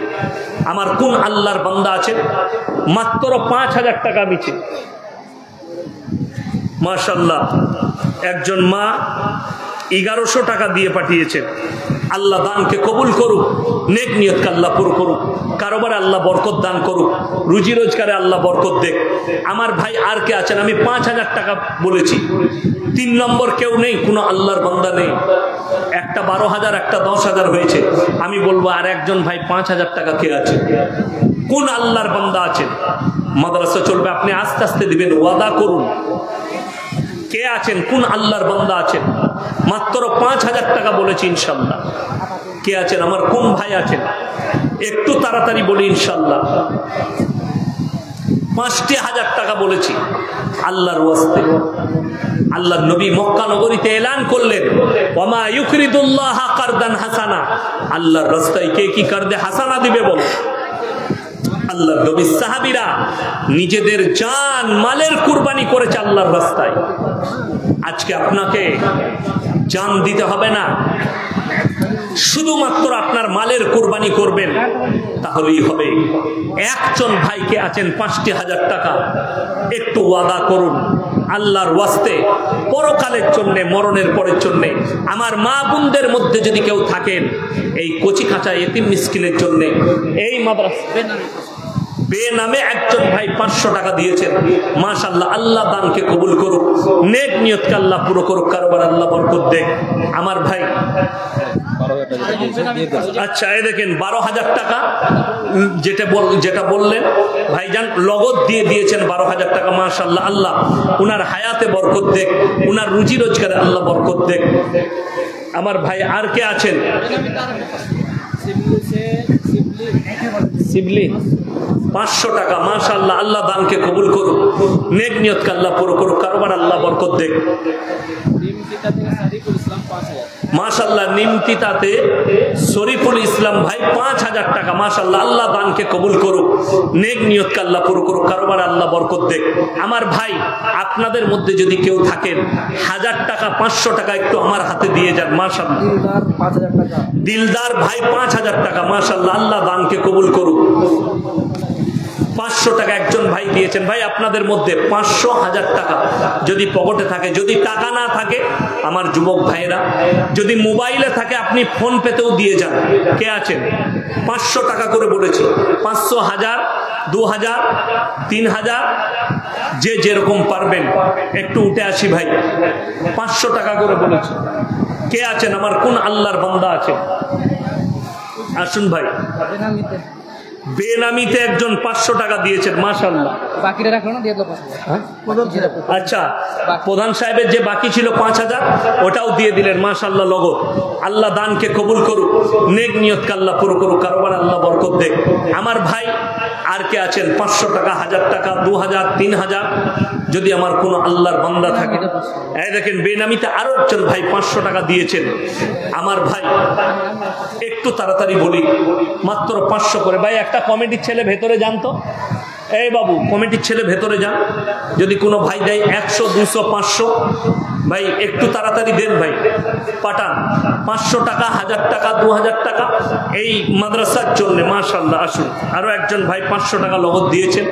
আল্লাহ দানকে কবুল করুক, নেক নিয়তকে আল্লাহ পুরো করুক, কারোবার আল্লাহ বরকত দেখ, রুজি রোজগার আল্লাহ বরকত দেখ, মাশাআল্লাহ। আরো একজন ভাই 500 টাকা দিয়েছেন, জাযাকাল্লাহ। আর কে আছেন? এই মাদ্রাসা আপনাদের কোরআনের মোহাব্বত, বড় মোহাব্বত, বড় মুকাদ্দাস কিতাব এই কোরআন।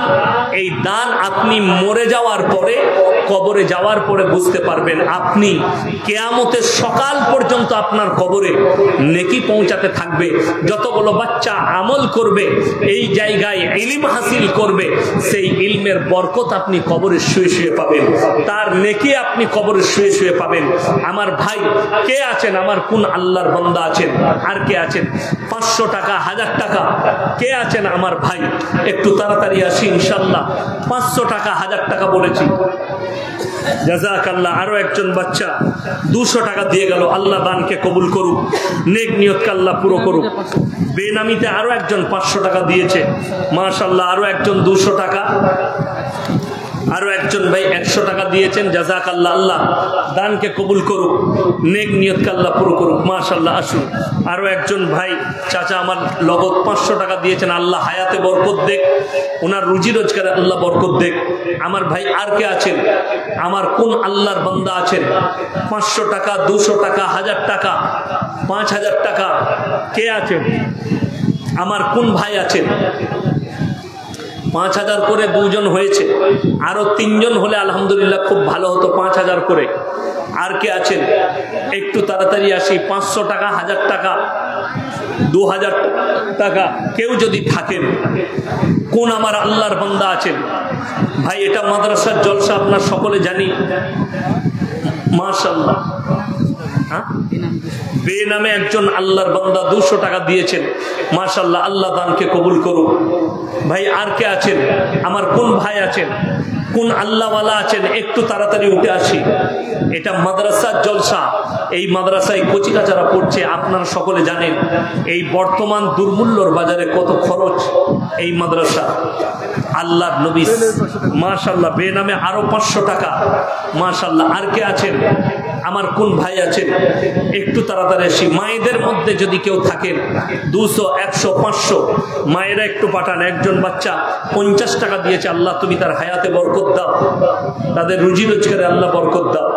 আমার ভাই আর কে আছেন? কোন আমার আল্লাহর বান্দা আছেন? দেখুন বেনামে আবার একজন 100 টাকা দিয়েছেন, মাশাআল্লাহ। আল্লাহ দানকে কবুল করুন। ভাই একটু আসি, তাড়াতাড়ি আসি। 500 টাকা, 1000 টাকা যারা আছেন, পকেটে টাকা এনেছেন। এই মাদ্রাসা আপনাদের, এই ইজ্জত আপনাদের, আপনারা সকলে জানেন এই মাদ্রাসাগুলো আপনাদের অনুদানে চলছে, মাশাআল্লাহ। আরো একজন ভাই 100 টাকা দিয়েছেন। আপনাদের অনুদানে এই মাদ্রাসাগুলো চলে, আপনাদের সহযোগিতায় এই মাদ্রাসাগুলো চলে, মাশাআল্লাহ। কে আছেন? আমার কোন আল্লাহর বান্দা আছেন? একটু বলুন মায়েদের দিকে। আচ্ছা, মায়েদের দিকে ওন্না ধরুন, অন্যায় যে যা পারবেন মায়েরা দেন। কি নাম?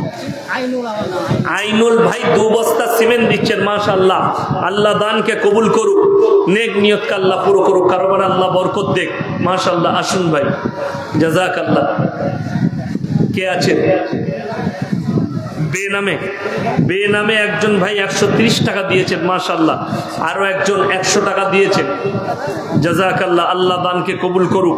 আরো একজন 200 টাকা দিয়েছেন। আমার ভাই আর কে আছেন? আমার কোন আল্লাহর বান্দা আছেন? একটু তাড়াতাড়ি আসি। জাযাকাল্লাহ। 700 টাকা দিলেন একজন বাচ্চা। আল্লাহ ওনার হায়াতে বরকত দাও, রুজি রোজগারে আল্লাহ বরকত দাও। আচ্ছা, দিলদার ভাই লগত দিয়ে দিল 5000 টাকা। মাশাআল্লাহ, আল্লাহ দানকে কবুল করুক, নেক নিয়তকে আল্লাহ পুরো করুক, কারোবারে আল্লাহ রুজি রোজগারে হায়াতে বরকত দেখ। আমার ভাই আর কে আছেন?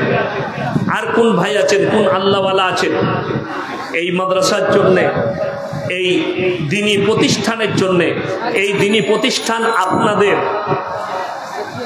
এই দ্বীনি প্রতিষ্ঠান আপনাদের এবং আমাদের, এই ইজ্জত আমাদের, এই বাচ্চাগুলো কচি কাঁচাগুলো সব আমাদের। আচ্ছা, হ্যাঁ, মাশাআল্লাহ। শরীফুল হক নিমতি তার ভাই 5000 দিয়েছিলেন, উনি আরো 5000 দিচ্ছেন আব্বা মায়ের জন্যে। আল্লাহ উনার আব্বা মাকে জান্নাতবাসী করুক, তিনাদের কবরের দিকে আল্লাহ জান্নাতুল ফিরদাউসের দরজা খুলে দেখ, আল্লাহ উনার হায়াতে বরকত দেখ, আল্লাহ কারোবারে বরকত দেখ। আমার ভাই আর কে আছেন? আমার কোন আল্লাহর বান্দা আছেন? এই দেখুন, আরো একজন ভাই 100 টাকা নগদ দিয়েছেন। আল্লাহ দানকে কবুল করুক, জানে মালে ইজ্জতে বরকত দেখ। আমার ভাই আর কে আছেন? আমার কোন আল্লাহর বান্দা আছেন? একটু তাড়াতাড়ি আসি ইনশাআল্লাহ, একটু তাড়াতাড়ি আসি, তাড়াতাড়ি আসি। এই মসজিদ, এই মাদ্রাসা আপনাদের, এই কচি কাঁচাগুলো, এতিমগুলো যারা ইলম হাসিল করছে। আরো একজন ভাই 200 টাকা দিলেন। আল্লাহ দানকে কবুল করুক। আমার ভাই আপনাদের মধ্যে কে কে আছেন? আপনাদের কাছে একটা রুমাল পাঠাচ্ছি, ওই রুমালে 100, 200, 500, 50, 10, 20, 5 টাকা 10 টাকা হলেও আপনারা দিবেন। এখানে একটা রুমাল পাঠান তো, কই গো, একটা কাপড় পাঠিয়ে দেন। মাশাআল্লাহ, আরো একজন ভাই 500 টাকা দিয়েছে। বাবু এখানে একটা রুমাল পাঠাও তো। এখানে এখানে ব্যাগ পাঠিয়েছেন। মাশাআল্লাহ, আপনাদের কাছে ব্যাগ গেছে, ওই ব্যাগেতে যে যা পারবেন দেন।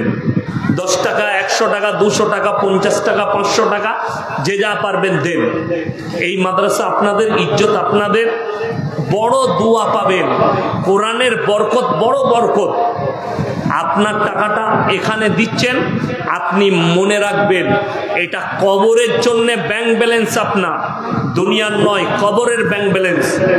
আপনি মরণকাল চলে যাবেন, কিয়ামত পর্যন্ত নেকি পাবেন। ওয়ালাইকুম সালাম।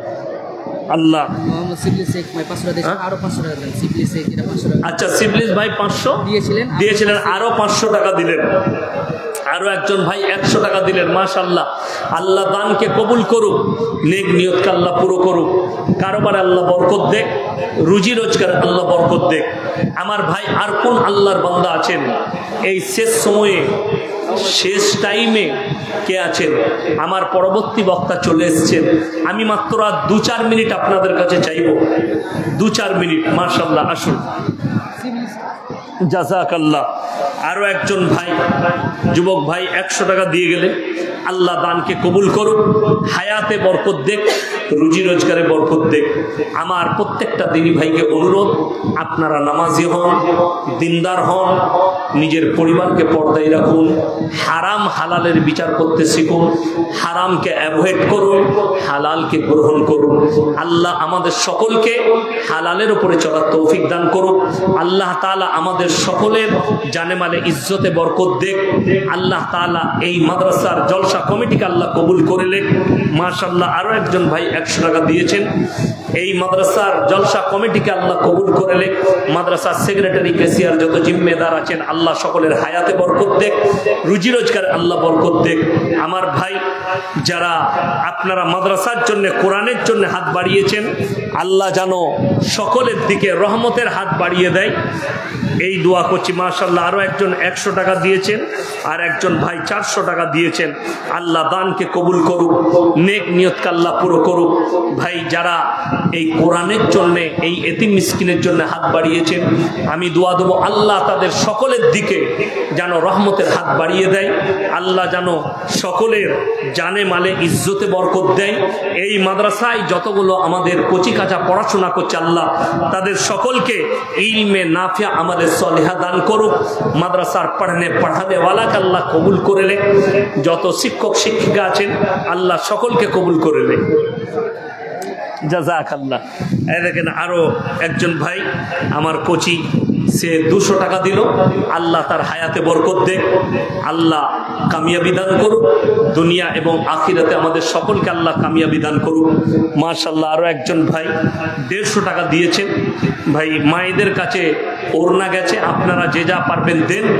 আর আপনাদের কাছে থলি গেছে, থলিতে 1 টাকা 2 টাকা 10 টাকা 5 টাকা 500 টাকা 50 টাকা, আল্লাহ যাকে যেরকম ওয়াকাত দিয়েছে দিবেন। আপনারা আমার জন্য দোয়া রাখুন, আমি আপনাদের জন্য দোয়া রাখি। ওমা আলাইনা ইল্লাল বালাগ। আসসালামু আলাইকুম ওয়া রাহমাতুল্লাহি ওয়া বারাকাতুহু। আরো একজন ভাই 200 টাকা দিয়েছেন, মাশাআল্লাহ, আল্লাহ দানকে কবুল করুক। আসুন ভাই, আরো একজন ভাই 100 টাকা দিয়েছেন, 200, মাশাআল্লাহ, আল্লাহ দানকে কবুল করুক। আসসালামু আলাইকুম। আসসালামু আলাইকুম ওয়া রাহমাতুল্লাহি ওয়া বারাকাতুহু। আমরা এতক্ষণ ধরে বক্তব্য শুনছিলাম জনাব কারি মাওলানা ইয়াসিন সাহেব হাফেজাহুল্লাহ। বর্তমান মাওলানা সাহেব বক্তৃতা জগতে